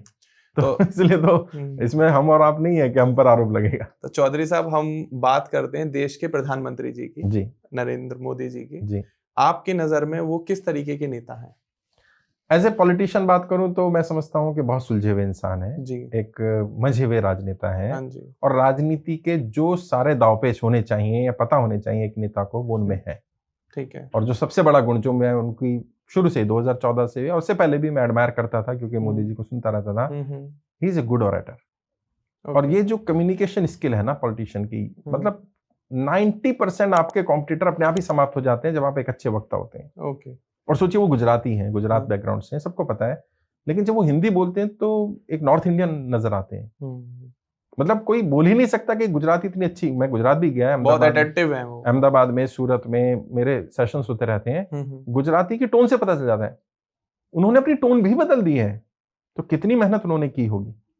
और दिन में लगातार इतनी स्पीच देना, ऑल्दो कई लोग कहते हैं टेलीप्रॉम्प्टर को देखकर बोलते हैं, तो ऑब्वियस सी बात है, इतना याद तो नहीं रखा जा सकता है। सही बात है। प्रैक्टिकल में इंसान है, कोई रोबोट थोड़ी है, लेकिन बोलते तो हैं। हाँ जी। और जब बोलते हैं तो लोग सुनते हैं। किस तरह से वॉइस मॉड्यूलेशन का इस्तेमाल करना है, किस तरह से आई कांटेक्ट रखना है, विरोधियों को घेरना कैसे है, किस तरह से जनता को कनेक्ट करना है। तो मैं समझता हूँ वो तो हर कांग्रेस के और बाकी पार्टियों के नेताओं को मोदी जी से कुछ सीखे ना सीखे, ये तो सीखना चाहिए। बाकी जो उनका इलेक्शन मैनेजमेंट है, मशीनरी है, मैकेनिज्म है, वो तो टॉप क्लास का है ही। और साथ में पर्सनली मैं कहना चाहूँगा, जो उन्होंने चीज़ें छोड़ी हैं, फॉर एग्जांपल उन्होंने फैमिली को पीछे छोड़ा और ना वाइफ को पीछे छोड़ा, वो काफ़ी सारे उनके ऊपर आरोप भी लगते रहे कि जो अपनी बीवी को नहीं संभाल पाया वो देश को क्या संभालेगा। क्या आपको पर्सनली ऐसा लगता है कि जब आप पूरे अपने परिवार से खत्म कर देते हो, अपने दोस्तों को खत्म कर देते हो, पूरा अपना दिमाग, अपना शरीर, अपना करियर, अपना व्यक्तित्व राजनीति को ही देते हो, तब आप एक नरेंद्र मोदी बनते हो? बिल्कुल सही बात है। ये तो स्वामी विवेकानंद जी ने कहा था ना। स्वामी विवेकानंद जी ने क्या कहा? उन्होंने कहा किसी एक सपने को चुनो, उस सपने को खाओ, उसी को पियो, उसी को जियो और उसी में रम जाओ, और एक दिन वो सपना पूरा हो जाएगा। ओके। तो ये तो स्वामी विवेकानंद जी का कथन है, ये मैं या आप कौन नकार सकता है इसको। और सिर्फ नरेंद्र मोदी जी की बात नहीं है, वो तो थोड़ा सा उनका मीडिया है, उनके लोग हैं, तो उनको हाईलाइट भी ज्यादा करते हैं। हाँ जी। देश का कोई भी पॉलिटिशियन ऐसा नहीं है जिसकी पर्सनल लाइफ बहुत अच्छी चल रही है, कोई भी नहीं। उसके पर्सनल रिलेशन अच्छे हो ही नहीं सकते। मैंने किताब लिखी है राजनेताओं पर। हाँ जी। उसका टाइटल है राजनेता बनना बच्चों का खेल नहीं है। और उसमें पहली लाइन लिखी है, आप डॉक्टर बनिए, इंजीनियर बनिए, साइंटिस्ट बनिए, पायलट बनिए, टीचर बनिए, राजनेता मत बनिए। अपना घर फूंक कर तमाशा देखने का फील्ड है राजनीति। तो हर पॉलिटिशियन के लिए लागू होता है, चाहे वो एमपी हो, एमएलए हो, जो जीत गया उसको, क्योंकि पूरी कॉन्स्टिट्यूंसी उसके रिश्तेदार है। और ये कॉन्स्टिट्यूंसी मतलब कितने लोग, आप समझिए विधानसभा में दिल्ली में जो छोटा एरिया है, 2.5 से 3 लाख वोटर है। अगर पॉपुलेशन की बात करें तो कई जगह 5 लाख पॉपुलेशन है। 5 लाख यानी एक घर में अगर 5 लोग भी मान लें, 1 लाख घर आपका या 1 लाख परिवार आपके अपने। और अगर 1% को भी आपकी जरूरत रोज है तो आप फोन नहीं उठा सकते, इतने फोन आएंगे। ट्रू। तो हर पॉलिटिशियन की पर्सनल लाइफ डिस्टर्ब होती ही है। अगर वो राजनीति में आ रहा है, और जो लोग भी नए सुन रहे हैं समझ लें कि मुश्किल है, ये आसान रास्ता नहीं है। पर्सनल लाइफ आपको खत्म करनी है। हाँ, डिस्टर्ब होगी पूरी तरह से, ना चाहते हुए भी हो जाएगी। बिजनेस, सारी चीजें सब बैकएंड पर चली जाएंगी। दिल्ली विधानसभा चुनाव में अभी एक पॉलिटिशियन आए हैं, अभी उन्होंने आम आदमी पार्टी ज्वाइन करी थी, अवध ओझा जी, जो कि एक शिक्षक भी रहे हैं। काफी सारे उन्होंने बच्चों को ट्रेंड किया। तो उन्होंने कहा कि मेरे पास इतने IAS हैं, इतने सारे कैंडिडेट हैं, मैं जिसको फोन लगाऊंगा मेरा काम हो जाएगा। फिर भी हम आम आदमी पार्टी की सरकार नहीं बन पाई, चुनाव नहीं जीत पाए। तो अवध ओझा जी जैसे जो इंस्टीट्यूट में जो पढ़ाते हैं, एजुकेशन में लाइन में इतना अच्छा कर चुके हैं, और वो राजनीति ज्वाइन कर रहे हैं, उनको देख के काफी सारे शिक्षक इन्फ्लुएंस हुए कि हमें भी राजनीति पे जाना चाहिए, क्योंकि हमारे पास यूथ है, हमारे पास बच्चे हैं, हमने हजारों लोगों को पढ़ाया है। तो उसके लिए आप क्या कहना चाहेंगे कि वो अपने करियर में ठीक थे या राजनीति में आके उन्होंने सही कोई भी, मैं तो कहता हूँ आप अच्छे डॉक्टर हैं तो जरूर राजनीति में आइए। आप शिक्षा मंत्री, स्वास्थ्य मंत्री बनेंगे देश के, राज्य के, तो कितना काम कर पाएंगे। अच्छे शिक्षक हैं तो आइए, शिक्षा मंत्री बनिए, लेकिन तैयारी से आइए। राजनीति वो नहीं है भाई, आप एक ऑरेटर हो सकते हैं अपने फील्ड के, लेकिन आप एक पॉलिटिशियन बन जाए अच्छे, वो जरूरी तो नहीं ना। एक अच्छा डॉक्टर तो हो सकता है, बट क्या है वो एक अच्छा पॉलिटिशियन भी बन पाएगा? पहले वो देख ले। उन्होंने थोड़ी जल्दबाजी करी, तैयारी नहीं करी। जैसे अरविंद केजरीवाल जी का मैं एग्जांपल देता हूँ। अरविंद केजरीवाल क्योंकि ट्रेंड पॉलिटिशियन नहीं थे, इसलिए वो भारतीय जनता पार्टी के जाल में फंसे। कौन से जाल में फंसे? भारतीय जनता पार्टी ने ज्यादातर फाइलें एलजी ने रोकी उनकी। हाँ जी। शीश महल की फाइल क्यों नहीं रोकी एलजी ने? अरविंद केजरीवाल जी के कान खड़े नहीं हो जाने चाहिए थे, यार मेरी सारी फाइलें एलजी रोक लेता है, शीश महल की क्लियर कर रहा है।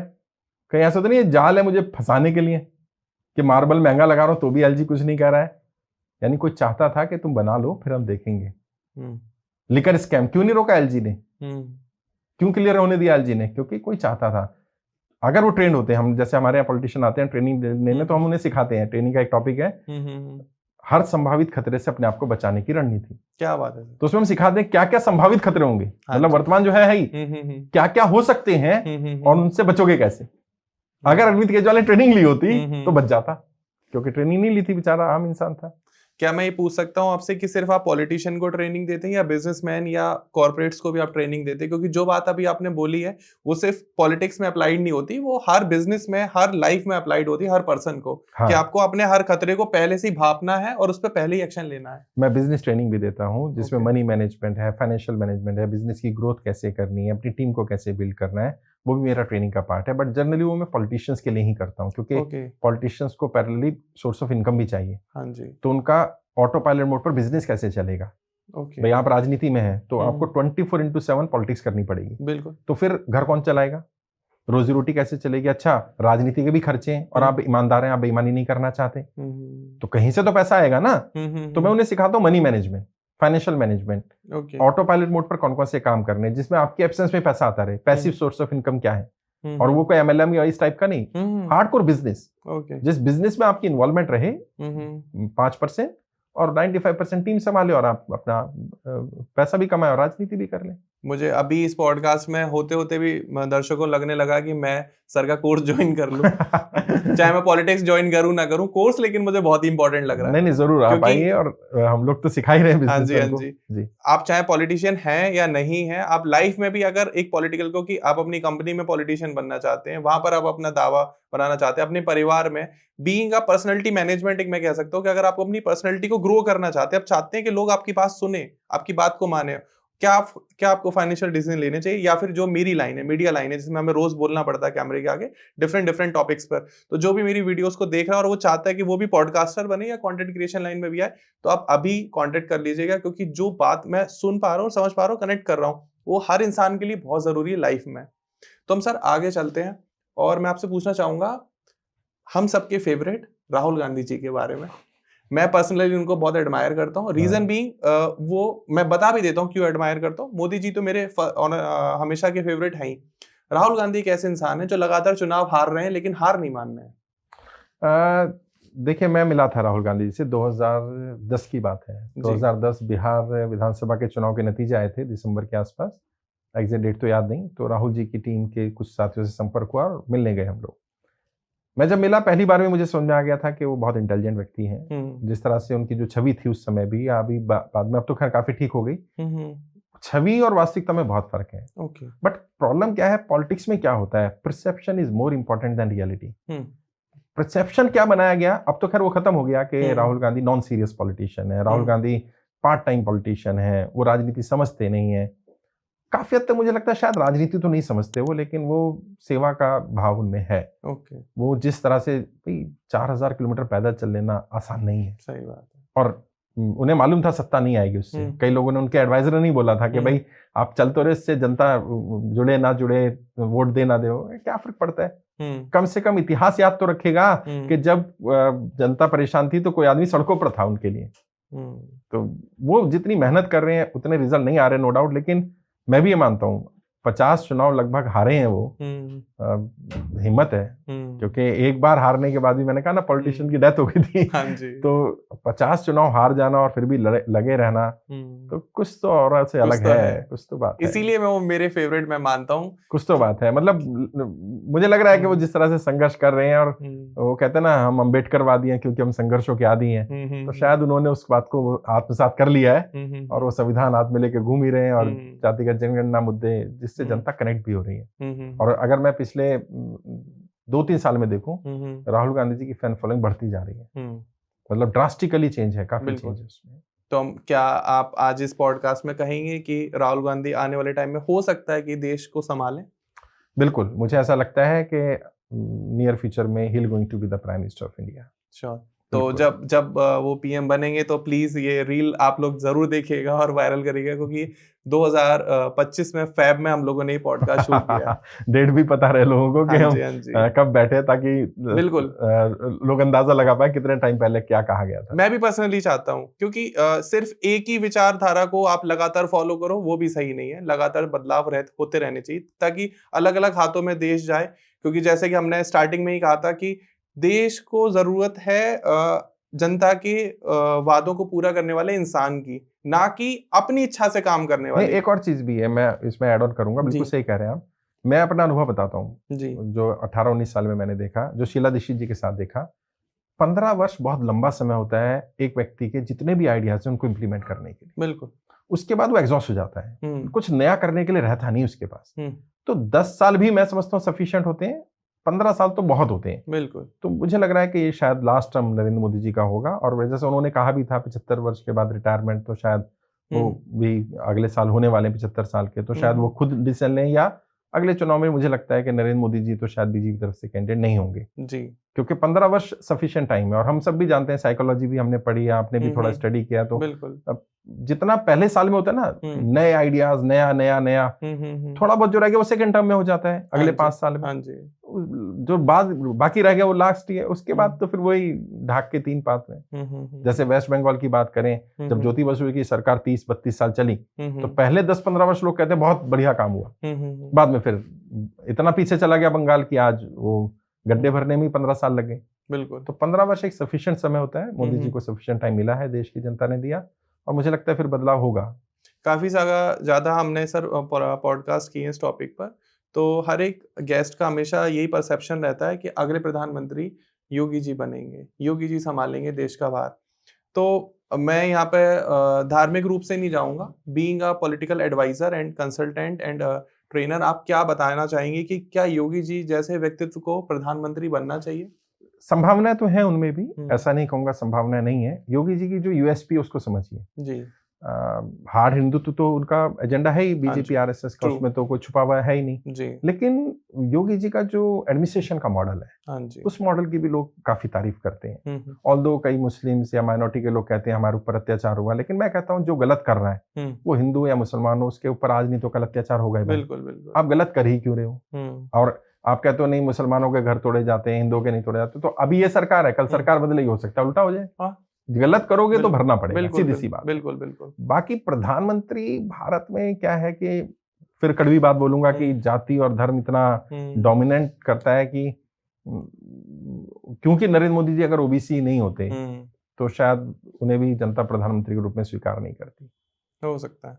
और योगी जी के सामने सबसे बड़ी बात वही आएगी कि वो एक अपर कास्ट से हैं, और भारत की राजनीति अभी तो मुझे लग रहा है कि जाति और धर्म के इर्द घूमेगी, और जाति की राजनीति में थोड़ा सा मुश्किल रहेगा, देश पीछे जा सकता है। हाँ, मतलब उनको, योगी जी को शायद बीजेपी में ही एक्सेप्टेंस ना मिले उतनी, और लग भी रहा है कि कुछ ध्रुवीकरण चल रहा है वहां पर, काफी सारी कंट्रोवर्सी रहती है, न्यूज़ में आता रहता है कि योगी जी आरएसएस से नहीं है, वो अपने दम पर आए हैं। आरएसएस का तो बैकअप है उनको, आरएसएस का सपोर्ट है उनको, लेकिन बीजेपी में ही कुछ नेता हैं जो शायद योगी जी को उतना पसंद नहीं करते।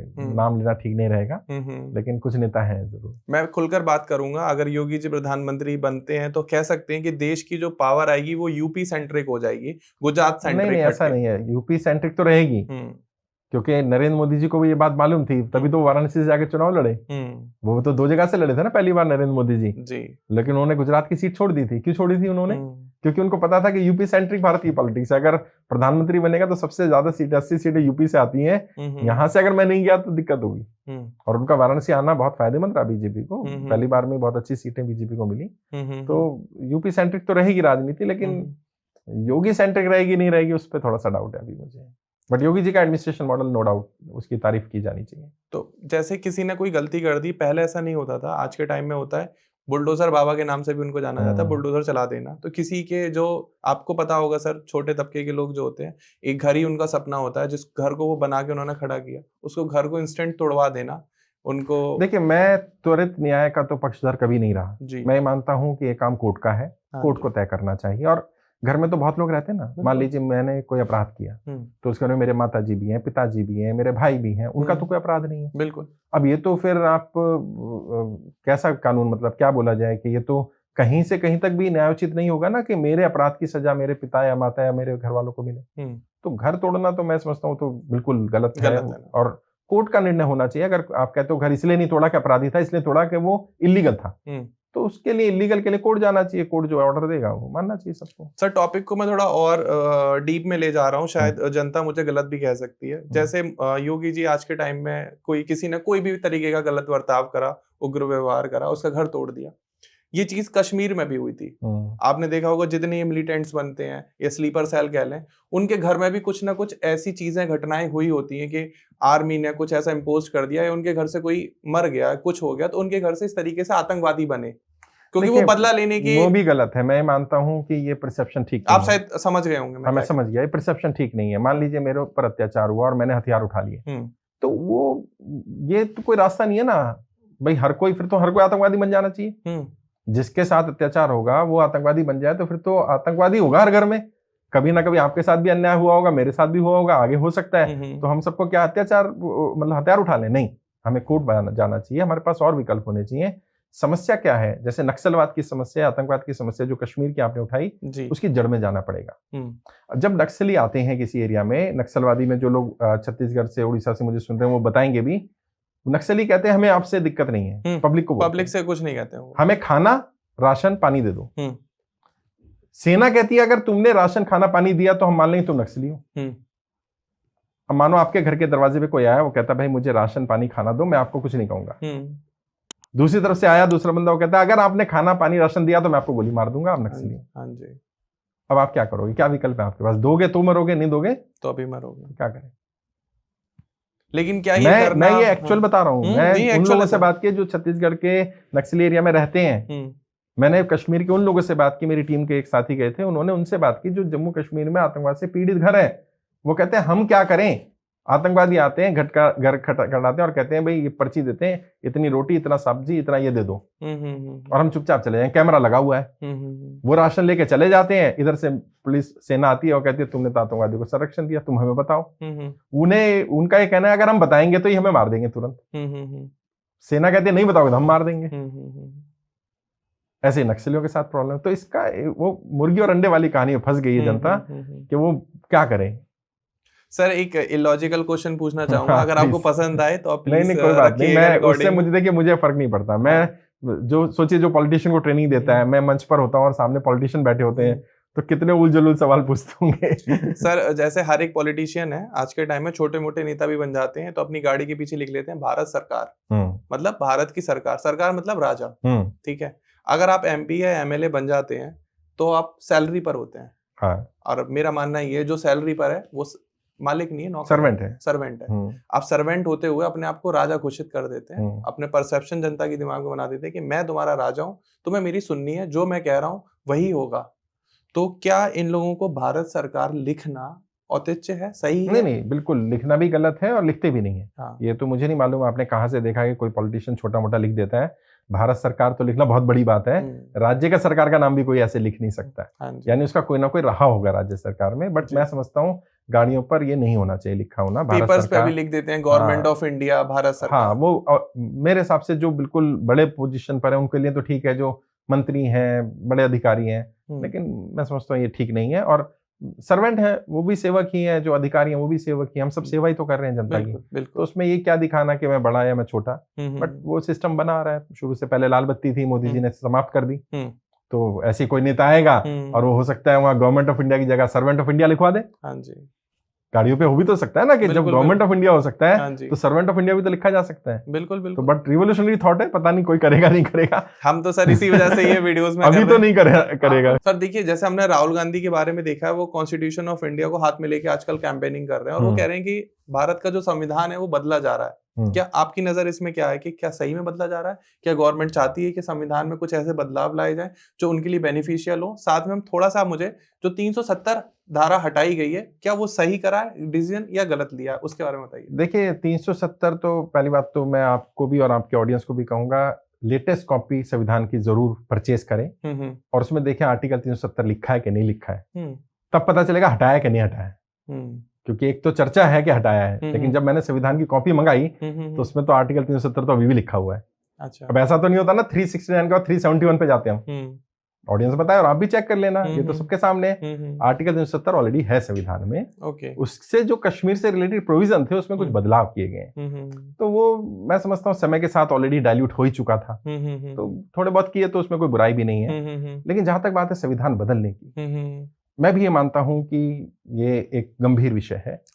और बीजेपी के इस मुद्दे को आरएसएस और बीजेपी के कुछ नेताओं ने हवा दी। जब बीजेपी की 240 सीटें आई, 4 जून को शायद नतीजे आए थे, 4 जून 2024 को जी। 3 जून को मैंने अपने यूट्यूब चैनल पर, शाहनवाज चौधरी भारती के नाम से मेरा यूट्यूब चैनल है, वहां एक वीडियो डाला। उसमें मैंने टाइटल था कि भारतीय जनता पार्टी की 250 सीटें या 273 चाहिए कि अपने बलबूते बहुमत नहीं आएगा। मैंने वीडियो डाल दी कि अपने बलबूते 272 सीटें नहीं लाने जा रही बीजेपी। इतनी गालियां पड़ी, यार ये क्या बात है, 400 पार होगा, ये होगा। मैंने उसमें बोला था रीजन कि जो संविधान का मुद्दा है ये गड़बड़ कर गया। अच्छा, उठाया किसने? कांग्रेस ने बाद में उठाया, बीजेपी के नेताओं ने कहना शुरू करा। आपके मेरठ के यही बगल में ही है ना मेरठ, यहाँ के सांसद ने कहा कि भाई हमें 400 सीटें मोदी जी को इसलिए चाहिए क्योंकि हम संविधान बदलना चाहते हैं। गलत, ये मार्केटिंग थॉट ही गलत। तो जब ये थॉट ही ऐसा दोगे तो फिर क्या होगा? और संविधान बदलना मतलब क्या? संविधान कोई ऐसा तो नहीं है कागज का टुकड़ा है, संविधान में कुछ रूल्स हैं। अगर आप बिना मतलब संविधान बदले वो रूल बदल दो तो संविधान बदल गया ना। आपने रिजर्वेशन के कॉन्सेप्ट को नहीं हटाया, लेकिन आपने सरकारी नौकरियां खत्म कर दी, तो अब कॉन्ट्रैक्ट पे जॉब होगी, उसमें रिजर्वेशन होगा नहीं, तो बात ही खत्म होगी। अच्छा, आप सर ऑन ग्राउंड इतनी ज्यादा लोगों को कैंपेनिंग में हेल्प करते हैं, तो जो हमें दिखाया जा रहा है on media, on social media and on ground, क्या वो दोनों मैच करते हैं आपके हिसाब से? नहीं, परसेप्शन बहुत ज्यादा अलग है। अगर आपको कभी लगे देश में हालात खराब है, दिक्कत है, तो थोड़े दिन के लिए सोशल मीडिया बंद करो, ग्राउंड पे उतरो, हालात उतने खराब नहीं है।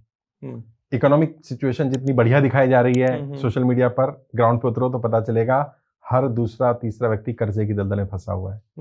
इकोनॉमिक कंडीशन इतनी है कि किसी भी मार्केट में व्यापारी से पूछ लो, व्यापार आधा भी नहीं रहा है। प्रॉब्लम क्या है? उनका मीडिया मैनेजमेंट या मशीनरी बहुत स्ट्रांग है और जनता के मुद्दों पे कोई बात नहीं कर रहा है। आप अपने बारे में या अपनी टीम में जितने भी लोगों से पूछिएगा 5 साल पहले की और आज की घर की स्थिति में महंगाई कितनी बढ़ी और कमाई कितनी बढ़ी। सही बात, अपने आप पता चल जाएगा। कुछ कहीं जाने की जरूरत नहीं, इसके लिए कोई सर्वे करने की जरूरत नहीं, कोई अखबार पढ़ने की जरूरत नहीं, कोई ट्विटर यूट्यूब पर जाने की जरूरत नहीं। आप सिर्फ ये चेक करिए आपकी अपनी पिछले 5 वर्ष में कमाई कितनी थी, कितने खर्चे थे और आज कितने। हर चीज महंगी होती जा रही है। आज के सरकार को आप क्या बताना चाहेंगे कि आपको हेल्थ पे ज्यादा काम करना चाहिए, एजुकेशन पे ज्यादा काम करना चाहिए, इकोनॉमिक्स पे ज्यादा काम करना चाहिए, फाइनेंस पे करना चाहिए, ट्रांसपोर्ट पे करना चाहिए? किस हमें सेक्टर में ज्यादा काम करने की बहुत ज्यादा जरूरत है? हमें ऐसे समझिए, हमारा देश जैसे हमारी बॉडी। अब मैं आपसे ही पूछता हूँ, आपका सवाल आपको देता हूँ, आपका दिल को ज्यादा काम करना चाहिए कि फेफड़ों को ज्यादा काम करना चाहिए कि किडनियों? सभी को। सरकार को हर पैरामीटर पे काम करना पड़ेगा और उसके लिए डिपार्टमेंट्स है। सरकार कैपेबल है। एक तो ये होता है कैपेबिलिटीज की कमी है भारत में, ना तो क्षमता की कमी है, ना कैपेबिलिटीज की कमी है, ना रिसोर्सेज की कमी है, विल पावर की दिक्कत है। इच्छा शक्ति नहीं है कि हम एक्चुअल क्या करना चाहते हैं। वो इच्छा शक्ति जिस दिन जागृत हो जाएगी तो काम हो जाएगा और वो नीचे से ऊपर आएगी इच्छा शक्ति। पहले जनता में तो इच्छा शक्ति हो कि जनता को रोजगार चाहिए। अगर रोजगार चाहिए जनता को, जनता सड़कों पर उतरे जो बेरोजगार है। अगर जनता परेशान है तो व्यापारी सड़कों पर उतरे, लेकिन नहीं उतरेंगे वो, क्योंकि उनको पता है कि कुछ होना नहीं है। सरकार जो योजनाएं लाती है, आपको क्या लगता है कितने प्रतिशत लोग उसका फायदा उठा पाते हैं? क्योंकि वो योजना खत्म होती है तब उसकी मार्केटिंग शुरू होती है कि हम योजना लाए थे। नहीं नहीं, ऐसा नहीं है। जो लोअर मिडिल क्लास है या गरीब तबका है उसको तो ज्यादातर योजनाओं का लाभ मिल रहा है। ठीक है। और जब से नरेंद्र मोदी जी आए काफी हद तक लीकेज भी समाप्त हुई है। और पहले जैसे राजीव जी ने खुद ही कहा था 1 रुपया भेजता हूँ तो 15 पैसे पहुंचते हैं, अब वो स्थिति नहीं है। बट अभी भी बहुत काम होना बाकी है। सिर्फ गरीबी नहीं है, या एक तरफ हम कहते हैं देश तरक्की कर रहा है, एक तरफ ये सोचिए ना कितनी विडंबना है। 80 करोड़ लोगों को जो देश अनाज प्रोवाइड कर रहा है, यानी उनकी स्थिति अनाज भी खुद खरीदने लायक नहीं है। ट्रू। तो ये कोई अचीवमेंट है। जगह जगह पोस्टर लगे होते हैं हम 80 करोड़ लोगों को अनाज दे रहे हैं। ये शर्म की बात है, ये गर्व की बात नहीं है। हाँ जी। कि आपको अनाज देना क्यों पड़ रहा है उनको फ्री। और मेरे हिसाब से देश में केवल और केवल स्वास्थ्य और शिक्षा ये फ्री होनी चाहिए, बाकी सब चीज अर्न करनी चाहिए लोगों को। भले कुछ लोग नाराज हो जाएंगे कि यार आप फ्री बिजली पानी बंद कर रहे हो। नहीं, बंद नहीं कर रहा, मैं कह रहा हूँ ठीक है जो जरूरतमंद है दे दो, लेकिन मेन फोकस होना चाहिए एजुकेशन, केजी से लेके पीजी तक फ्री हो, और हेल्थ कितना ही बड़ा हॉस्पिटल हो उसको इलाज फ्री होना चाहिए। ये 2 चीज अगर देश में फ्री होंगी तो देश तरक्की करेगा जरूर। मेरी सभी से रिक्वेस्ट है, प्लीज आप अगर यहाँ तक पॉडकास्ट को देख रहे हैं तो प्लीज अभी फॉरवर्ड कर दीजिए, शेयर कर दीजिए अपने दोस्तों के साथ। आप बहुत सारी अच्छी वीडियोस को शेयर तो करती हो, बेकार वीडियोस को भी शेयर करते हो, लेकिन ना ये अच्छी है ना बेकार, ये जरूरत है। क्योंकि ये लोगों तक जाएगी तो शायद हमारी आवाज वहां तक पहुंच जाए जहां तक पहुंचाना चाहते हैं। शिक्षा और हेल्थ ये दोनों आज ही हमें फ्री करवानी चाहिए, क्योंकि ये हर इंसान की बेसिक नीड है। आज के टाइम में हम देखते हैं सर, सबसे ज्यादा जो भीड़ है वो हॉस्पिटल के बाहर, हॉस्पिटल और स्कूलों में। अभी छुट्टी का टाइम होगा, देखिएगा सड़कों पे गाड़ी निकलने की जगह नहीं। बिल्कुल बिल्कुल बिल्कुल। और बच्चों की एजुकेशन का स्टेटस जो है दिख ही रहा है कि अभी आईआईटी में पढ़ने वाले बच्चों को नौकरी नहीं मिल पा रही है। एंड सर मैं तो कुछ एक कंट्री विजिट करी हुई है, जैसे मैं एक एग्जांपल के तौर पे ऑस्ट्रेलिया का एग्जांपल लूंगा। ऑस्ट्रेलिया में एजुकेशन बहुत nominal cost per, health is free. और हेल्थ इस लेवल पे फ्री है कि मेरा फ्रेंड था, उसका एक्सीडेंट हो गया और एम्बुलेंस को पहुंचने में 15 मिनट लगने थे, तो उसको एयर से उठो, मतलब हेलीकॉप्टर से टेक ऑफ एयर एम्बुलेंस से उठवाया। और इंडिया में भी उस लेवल की सर्विसेज नहीं आई, नहीं आ जाएगी। देखिए इंडिया को किसी देश से कंपेयर नहीं किया जा सकता। ऑस्ट्रेलिया की पॉपुलेशन और भारत की पॉपुलेशन, मतलब आप कैसे कंपेयर कर सकते हैं कि वो जो ऑस्ट्रेलिया में हो रहा है वो भारत में हो जाए। तो मैं समझता हूँ कि बराबरी में कंपैरिजन होना चाहिए। और भारत बहुत अच्छी ग्रोथ में है, ऐसा नहीं कहूंगा कि भारत में सब चीजें खराब हैं, बट जो एक दौर चलता है ना, शायद मुझे लग रहा है ये बहुत स्लो ग्रोथ का दौर है। इसमें थोड़ा सा इसको फ्यूलिंग करने की जरूरत है, थोड़ा बढ़ाने की जरूरत है। और सरकार को फोकस करना पड़ेगा। जैसे अभी किया 12 लाख तक इनकम टैक्स में रिबेट मिला, वो एक अच्छा चीज है। कम से कम लोगों के पास पैसा आएगा, परचेज पावर बढ़ेगी। ऐसे जीएसटी को कम करना चाहिए। अभी आपके भी पॉडकास्ट में 18% जीएसटी लगता होगा, हमारे भी इंस्टीट्यूशन में 18% हम लेते हैं। अब मान लो 4 लाख रुपए फीस है किसी की, तो उसको 18% मतलब 72,000 रुपए और देने उसको। तो कहता सर ये तो क्या करूं मैं, ऑब्वियस है टैक्स चोरी होगी। हाँ, तो वो फिर वो अदर वे करेंगे। और हमारे यहाँ तो पॉलिटिशियंस आते हैं, वो तो इतने तेज होते हैं, वो मतलब पॉलिटिशियन की जेब से पैसा निकालना मतलब सबसे मुश्किल काम है भाई। ट्रू। क्योंकि वो पैसा खर्च करके राजी नहीं है। वो काम करा लेंगे, सब कर लेंगे, लेकिन वो मतलब थोड़ा मुश्किल है, क्योंकि उनको पता है जीएसटी 18% ज्यादा है। अच्छा, ऑफ रिकॉर्ड बोलते हैं। हाँ जी, बीजेपी के नेता ही बोलते हैं। जब उनसे बोलो भाई मोदी से बोलो, सरकार से बोलो, तो कहते हैं नहीं वहां नहीं बोल सकते। जो सच्चाई है। नहीं, बिल्कुल बिल्कुल ये फैक्ट है। और किसी पार्टी के खिलाफ नहीं बोल रहा हूँ, मतलब अगर कांग्रेसी सरकार होती है तो वहां भी किसी की हिम्मत नहीं है कि वो राहुल गांधी जी को बोले जाके कि ये करना है। तो थोड़ा सा सर हम आगे बढ़ते हैं। जैसे हमारी जो इंडियन गवर्नमेंट है, आपने देखा ज्यादातर चीजें प्राइवेट होती जा रही हैं, प्राइवेट हाथों में देते जा रहे हैं। इस बारे में काफी चर्चा भी हुई है। तो आपके हिसाब से क्या ऐसा हो रहा है एक्चुअल, या सिर्फ इसकी पीआर हो रही है, मार्केटिंग हो रही है? और अगर हो रहा है तो ये सही है या गलत है? देखिए मैं समझता हूँ अगर प्राइवेट करना ही है तो कुछ चीजों को किया जा सकता है, बट हर चीज को प्राइवेट कर देना, प्राइवेट हाथों में दे देना, वो ठीक नहीं होगा। क्योंकि जैसे मैंने कहा कि रिजर्वेशन का एक प्रावधान है हमारे संविधान में, बाबा साहब अम्बेडकर ने डाला। क्यों डाला? कि जो डिप्राइव क्लास रही इतने लंबे समय तक, मतलब हजारों साल तक उन पर अत्याचार हुआ, उन्हें पढ़ने नहीं दिया गया, उनको शिक्षा का अधिकार नहीं, नौकरियां नहीं, कुछ नहीं, तो उनको एक रिजर्वेशन के थ्रू एक मौका मिला था। अब आपने वो ऑप्शन ही सारी खत्म कर दी। जब सब कुछ ही बेच देंगे तो सरकार क्या करेगी? बाकी यहाँ कुछ चीजें सरकार के पास नहीं होनी चाहिए। जैसे एयरलाइन बेच दी तो ठीक किया, क्योंकि सरकार का काम एयरलाइन चलाना नहीं है, बसें चलाना सरकार का काम नहीं होना चाहिए। ये किसी एजेंसी को दिया जाए, उसमें जैसे फ्री करना है तो फ्री भी कर सकते हैं, सरकार उसको सब्सिडाइज कर दे। बट मैं समझता हूँ कि सरकार के कुछ काम प्राइवेट किए जा सकते हैं, सब कुछ को प्राइवेट नहीं करना है। कम से कम लैंड या जमीन ये नहीं बेचनी चाहिए। अब अदानी को सब कुछ दिया जा रहा है, पोर्ट भी, एयरपोर्ट भी, रेलवेज भी, हर चीज अदानी के पास। अभी सुनने में आया डिफेंस का भी कॉन्ट्रैक्ट अदानी को दिया जा रहा है। तो ऐसे कैसे चलेगा, ये तो ठीक नहीं है। और इस मोनोपोली के खिलाफ किसी को तो बोलना पड़ेगा। बिल्कुल। और जनता को भी आज नहीं तो कल जनता जागेगी। जनता को समझ में आ रहा है कि यार एक आदमी ग्रो कर रहा है, भाई उनकी ग्रोथ और हमारी आम इंसानी ग्रोथ में फर्क है, तो लोगों को लग रहा है कि नहीं कुछ तो गड़बड़ हो रही है। तो इससे पहले कि जनता ज्यादा नाराज हो, मोदी जी को सोचना चाहिए कि थोड़ा सा ठीक करें इस चीज को। जैसे हमने देखा चाइना की इकोनॉमी इतनी फास्ट बूस्ट करी है जस्ट बिकॉज कि उन्होंने अपना मैन्युफैक्चरिंग पर बहुत ज्यादा फोकस किया है, अपने कंट्री में बनाकर और आगे एक्सपोर्ट किया। लेकिन हमारे इंडिया में मैन्युफैक्चरर को, क्योंकि बीइंग अ बिजनेसमैन मैं बहुत सारे लोगों के साथ उठता बैठता हूँ, मुझे बताते हैं कि हम लोग को उतना ज्यादा सपोर्ट नहीं मिल पाता है सरकार की तरफ से। तो आपको क्या लगता है कि क्या बदलाव लाने चाहिए जो मेन है, क्योंकि वही लोग हैं जो एम्प्लॉयमेंट जनरेट कर रहे हैं लोगों को? देखिए मैं ऐसा मानता हूँ जो स्मॉल स्केल इंडस्ट्रीज हैं उन पर ज्यादा फोकस सरकार को करना चाहिए। जो बड़े, भाई टाटा सुई भी बनाएगा और टाटा जहाज भी बनाएगा, ये तो ठीक नहीं है। सुई बनाने का काम किसी छोटी कंपनी को दिया जा सकता है ना, स्टील टाटा बना दे और वो छोटी कंपनी जो घरों में पहले कुटीर उद्योग, लघु उद्योग हुआ करते थे हमारे, तो small scale medium scale industry पर ज्यादा फोकस होना चाहिए और कुछ लिमिट कर देनी चाहिए कि बड़े बड़े लोग ये काम नहीं करेंगे। अब हर चीज मोदी करेंगे, मतलब अदानी करेंगे, अंबानी करेंगे, या हर चीज में बड़े बिजनेसमैन घुस जाएंगे तो फिर छोटा क्या करेगा? भाई कुछ तो चीजें आप छोटे व्यापारी को छोड़ दो ताकि कम से कम वो भी कुछ कमा ले। नहीं तो क्या, बड़े वाले का मुनाफा ज्यादा है, वो आराम से कर लेता है, छोटा फंस जाता है।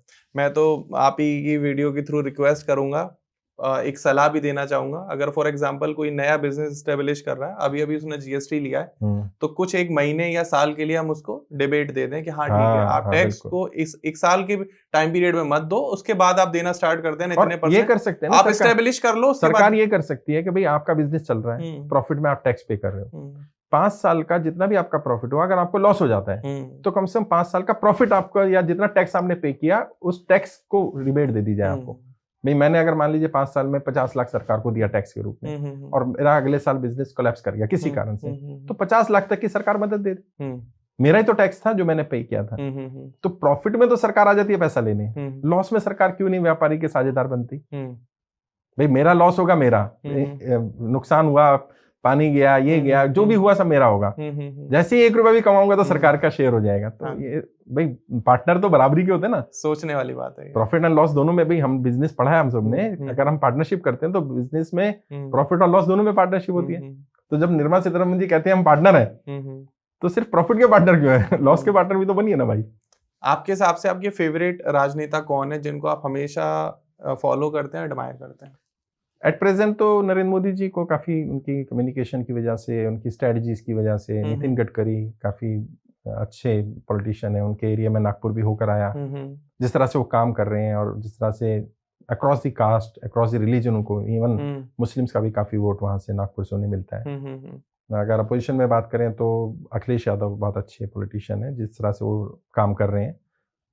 राहुल गांधी जी नो डाउट, क्योंकि जिस तरह से उन्होंने अपने आप को ग्रूम किया, और जो आपने भी कहा कि लगातार हारना और हारने के बाद भी लगे रहना, मतलब ये फाइटर का ही जज्बा हो सकता है, ये नॉर्मल इंसान का जज्बा नहीं होता साहब। और मैं तो अपने 18-19 वर्ष के अनुभव से बता सकता हूँ कि एक चुनाव हारने के बाद बंदे घर बैठ जाते हैं। यहाँ पर बंदा 50 चुनाव हार गया, लेकिन वो कहता नहीं हारूंगा, हार नहीं मानूंगा। तो वो ऐसे लोग जीत ही जाते हैं अक्सर। तो ये कुछ पॉलिटिशियंस हैं। वैसे तो अटल बिहारी वाजपेयी जी का मैं बहुत बड़ा फैन रहा। पंडित जवाहरलाल नेहरू, भारत एक खोज, उनकी किताब जिन्होंने नहीं पढ़ी, पढ़नी चाहिए। तो जो नेहरू जी के बारे में अनाप शनाप कहा जाता है, तो पता चलेगा कि एक्चुअल में नेहरू कितने विजनरी लीडर थे। वो नहीं होते तो शायद आज हम नहीं होते, बिल्कुल ऐसा देश नहीं होता। जिस तरह से उन्होंने उस समय भाखड़ा नागल जैसा सपना देखना, IIM सोचना, जब लोग सोचते थे भूखा नंगा देश है भारत, उस समय ये सोच लिया एक आदमी ने। तो आप उन्हें बुरा कहें, गालियां दें, वो ठीक है, लेकिन सच्चाई ये पढ़ेंगे तो पता चलेगा। या बाबा साहब अम्बेडकर, तो खैर लोग पढ़ते हैं बुक्स नहीं, व्हाट्सएप मार्केटिंग में फॉरवर्डेड मैसेज पढ़ते हैं। व्हाट्सएप पर तो आपको पता है जो दिया बस वही फॉरवर्ड चल रहा है। लेकिन अभी खैर जनता ने सुधार काफी किया है। मैं अपने यहाँ बता सकता हूँ, मेरे इंस्टीट्यूट में जितने भी पॉलिटिशियंस आते हैं वो कहते हैं व्हाट्सएप का उतना इम्पैक्ट नहीं आता जितना पहले हुआ करता था। पहले तो लोग मानते थे व्हाट्सएप आया मतलब सच हो गया। अब वो कहते हैं नहीं, व्हाट्सएप है तो झूठ भी हो सकता है। क्रॉस चेक कर रहे हैं लोग। पहले लोग गूगल पे कुछ आया तो सच ही मान लेते हैं, उन्हें पता चला नहीं गूगल तो सर्च इंजन है, सच इंजन नहीं है। वहाँ तो जो ज्यादा सर्च करोगे वो मिलेगा। गूगल पे सर्च करो कॉफी पीने के फायदे, वो दिखाएगा। सर्च करो कॉफी पीने के नुकसान, वो दिखा देगा। तो सर्च इंजन, वो सर्च इंजन थोड़ी है। तो लोग ऐसा ऐसा अवेयर हो रहे हैं। अब टेक्नोलॉजी का ये ड्रॉबैक है, जब टेक्नोलॉजी आती है तो उसका शुरू में मिसयूज होता है, हाँ जी, फिर प्रॉपर यूज होने लगता है, तो अब काफी हद तक इम्प्रूवमेंट आ गया है। अच्छा, आपने देखा सर इस बार पॉलिटिकल कैंपेन में आम आदमी पार्टी ने एआई का बहुत अच्छा सा यूज करा। हाँ। तो मैं बल्कि कई बार वो बाउंस बैक कर गया उनको। वो कैंपेन मुझे लगता है कि एआई से बनाया तो उन्होंने, लेकिन उसका इम्पैक्ट पड़ा नहीं, बट हाँ यूज किया, नो डाउट। अच्छा, वो एक स्ट्रेटेजी जो आप कहना चाहोगे अगर आम आदमी पार्टी फॉलो करती इस पूरे इलेक्शन में तो उसकी हार नहीं होती, जो आप अब तो इलेक्शन ओवर हो चुके हैं तो हम बता भी सकते हैं। मैंने एक वीडियो में भी बताया था, अभी वीडियो बनाई थी, किसी ने पूछा था कि क्या गलती हुई उनसे। गलतियां तो बहुत सारी हुई हैं। सबसे बड़ी जो ब्लंडर किया ना आम आदमी पार्टी ने, ये जो शीश महल वाला था ना, जनता की नजरों में ये चला गया कि यार अरविंद केजरीवाल भी एक आम पॉलिटिशियन है। इतने बड़े घर के लिए मैं आज तक नहीं समझ पा रहा कि अरविंद केजरीवाल को कन्विंस किसने किया कि उसके जैसा व्यक्ति इसके लिए हामी भर दी। भाई पीडब्ल्यूडी के अधिकारियों ने जबरदस्ती तो नहीं कहा तुम यहाँ रह लो। भाई कोई चीज आपको पसंद नहीं है और आपको जबरदस्ती बिठाया, आपको नहीं भाई मेरे टेस्ट के नहीं है, मैं एक आम इंसान हूँ, मैं इस सब में नहीं रहूंगा, मैं इन सब के खिलाफ लड़ा हूँ। तो वो एक ब्लंडर हुआ। और फिर उसको जस्टिफाई जब करने लगे कि नहीं राजमहल भी तो है मोदी जी का। अरे मोदी जी ने कब कहा था कि मैं घर नहीं लूंगा? मोदी जी ने कब कहा था मैं गाड़ी नहीं लूंगा? मोदी जी ने तो कभी नहीं कहा मैं सुरक्षा नहीं लूंगा। मोदी जी रेंज रोवर में रहते हैं। मोदी जी तो कहते हैं भाई ठीक है, हम प्रधानमंत्री हूँ, देश को रिप्रेजेंट सेवा कर रहा हूँ, उसमें क्या दिक्कत है? बिल्कुल बिल्कुल। आदर्श आपने स्थापित किए, तो उन आदर्श के मापदंडों पर खरा उतरने की जिम्मेदारी भी आम आदमी पार्टी की थी, उसमें वो फेल हो गए। और इसमें फेलियर आम आदमी पार्टी नहीं हुई है, this is the complete failure of Arvind Kejriwal. ये केजरीवाल का फेलियर है, ये आम आदमी पार्टी का नहीं, क्योंकि आम आदमी पार्टी नहीं रह रही थी उसमें, अरविंद केजरीवाल रह रहे थे। वो मुख्यमंत्री, उन्होंने क्या कहा सब सीटों पर जाकर, भाई कैंडिडेट मत देखना, मेरा चेहरा देखना, हर सीट पे मैं लड़ रहा हूं। तो अगर 48 सीटें हारी है तो 48 सीटों पे हार भी तो अरविंद केजरीवाल की हुई है भाई। ट्रू। और इसलिए वो नई दिल्ली हार गए। और अरविंद केजरीवाल जी ने एक जो और गलती की है, 15 से ज्यादा बीजेपी को आए लोगों को टिकट दे दी, 15 से ज्यादा कांग्रेस वालों को दे दी। अच्छा, अब मान लीजिए आपकी सीट पर कोई आम आदमी पार्टी का उम्मीदवार था, उसकी टिकट काट के हमने बीजेपी वाले को लाकर दे दी, तो जनता कही यार इसी से तो लड़ रहे थे हम। पहले तो आप बोलते थे बीजेपी वाले करप्ट हैं, कांग्रेसी करप्ट हैं, ये है वो है, और अब आपने क्या करा, उन्हीं को लाकर हमारे सर पर बैठा दिया। तो कई हार इसलिए भी हार हुई है। जैसे मैं जहाँ रहता हूँ लक्ष्मी नगर, वहाँ बीजेपी से बीबी त्यागी हुआ करते थे, 2 बार पार्षद भी रहे, स्टैंडिंग कमेटी के चेयरमैन भी रहे, उनको आम आदमी पार्टी ने टिकट दे दी और वो बुरी तरह हार गए, क्योंकि आम आदमी पार्टी का कैडर ही उनके खिलाफ हो गया। क्या ये क्या बात हुई, इनसे तो लड़ रहे थे हम, आपने इनको बिठा दिया हमारे से। एक्चुअली सर जो दिखाया जाता है ऊपर लेवल पे वो चल नहीं रहा होता है। नहीं ऐसा नहीं है, चल नहीं रहा था, शुरू में चला, शुरू में भी यही काम किया उन्होंने, दूसरी पार्टियों से लोग लाए, लेकिन तब अरविंद केजरीवाल की छवि पर डेंट नहीं था। जो मैंने कहा ना, बीजेपी ने एक जाल बुना, उस जाल में अरविंद केजरीवाल फंसते चले गए, और वो जब तक फंसे निकल पाते तब तक देर हो गई थी। वो समझ नहीं पाए कि जो एलजी ज्यादातर फाइलें रोकता है, उसने शीश महल की फाइल क्यों नहीं रोकी? वो एलजी जिसने सारी फाइलें रोकी, उसने लिकर फाइल क्यों अप्रूव कर दी? दिमाग ठरकना चाहिए ना यार। आप मेरे पास 50 फाइलें भेजते हो, मैं आपकी 48 रोक लेता हूँ, 2 भेज देता हूँ, तो आपके दिमाग में नहीं आना चाहिए यार ये 2 क्यों रोकी सर ने, ये 2 क्यों नहीं रोकी? तभी समझ जाना चाहिए था कि कोई चाहता है कि मैं शीश महल बनाऊं, कोई चाहता है मैं लिकर स्कैम करूं। कुछ साल और रुक जाते शायद कुछ और अच्छा होता। लेकिन वो एक अपॉर्चुनिटी थी कि वो असल में क्या था, अब ये बात कंट्रोवर्शियल हो जाएगी, लेकिन जो अरविंद केजरीवाल जी ने विधानसभा में कहा कि मोदी जी इस जन्म में आप हमें नहीं हरा सकते, 2025 तो छोड़ दो, 2050 तक आप हमें नहीं हरा सकते, पर्सनल हो गया। वो एक्चुअल में नहीं, वो जब बोला वो अरविंद केजरीवाल जी का लोगों को लग रहा है ईगो थी, नहीं वो उनका कॉन्फिडेंस था, क्योंकि उनको मालूम था, नहीं कॉन्फिडेंस था, ओवर भी नहीं कॉन्फिडेंस था, उन्हें मालूम था जितनी सुविधाएं हम दिल्ली वालों को दे रहे हैं उतनी दिल्ली वाले हमें छोड़ेंगे नहीं, ये सच है। जितना बिजली फ्री, पानी फ्री, गरीब तबका, और अभी भी 43% वोट शेयर मिला, उसी लिए तो मिला। प्रॉब्लम ये वो ये भूल गए कि सामने नरेंद्र मोदी खड़े हैं, कि नरेंद्र मोदी को इतना बड़ा चैलेंज अगर आप दोगे तो आप ये समझ लीजिए कि नरेंद्र मोदी जी ईंट से ईंट बजा देंगे। और अभी मैं बता रहा हूं अरविंद केजरीवाल और उनकी पूरी टीम जेल जाएगी दोबारा, बिल्कुल। और भारत के संविधान के हिसाब से 2 साल या उससे ज्यादा की सजा होगी इन्हें, और 2 साल या उससे ज्यादा की सजा हुई तो 6 साल तक चुनाव नहीं लड़ सकते, बैन हो जाएंगे। सो उनकी पॉलिटिक्स खत्म होने वाली है। बीइंग अ सीएम पीएम को टक्कर देना गलत है? नहीं, ऐसा नहीं है। बहुत सारे सीएम ने, नरेंद्र मोदी जी भी तो सीएम ही थे जब उन्होंने पीएम को टक्कर दी। एक होता है टक्कर देने, एक होता है स्ट्रेटेजिकली टक्कर देना। अरविंद केजरीवाल के पास स्ट्रेटेजी नहीं थी। उन्हें नहीं मालूम था कि नरेंद्र मोदी जितने पावरफुल व्यक्ति हैं वो मनमोहन सिंह नहीं है, कि जैसे मोदी जी मनमोहन सिंह को कुछ भी बोल देते थे और वो कुछ नहीं करेंगे। वो नरेंद्र मोदी हैं। कम से कम उनका बैकग्राउंड ही चेक कर लेते यार। पता चल जाता कि वो गुजरात में जिन लोगों ने नरेंद्र मोदी के खिलाफ बोला उन सबको समाप्त कर दिया नरेंद्र मोदी ने। भाई राजनीति की एक बात जो आपको बहुत अच्छी लगती है? बहुत सारी बातें अच्छी लगती हैं। सबसे बड़ी बात तो किसी भी डेमोक्रेसी में अगर डेमोक्रेटिक कंट्री है तो जनता के पास पावर होना ही बड़ी बात है, जिसमें एक आम इंसान, मतलब एक 100 करोड़ का 1000 करोड़ का आदमी, उसकी भी वोट की वैल्यू बराबर है और मेरे और आपके वोट की वैल्यू बराबर है। कितनी बड़ी बात है ये डेमोक्रेसी में, किसी भी प्रजातंत्र के लिए। और जो लोग राजनीति को कहते हैं मैं राजनीति में रुचि नहीं लेता, मैं उन्हें एक ही बात बोलता हूँ, क्या आप राजनीति में रुचि लें ना लें, राजनीति आप में पूरी पूरी रुचि लेती है। राजनीति आपकी जाति में रुचि लेती है, राजनीति आपके धर्म में रुचि लेती है, आप कहाँ रहते हैं, क्या खाते हैं, आपकी जगहों के नाम, हर चीज राजनीति तय करती है। तो हम राजनीति क्यों नहीं तय करना चाहते? और जो नहीं तय करते उन्हें भी बता रहा हूँ, राजनीति के दो ही विकल्प हैं, either you are the part of politics और you are the victim of politics. Okay, या तो आप राजनीति का हिस्सा हैं या आप राजनीति के शिकार हैं।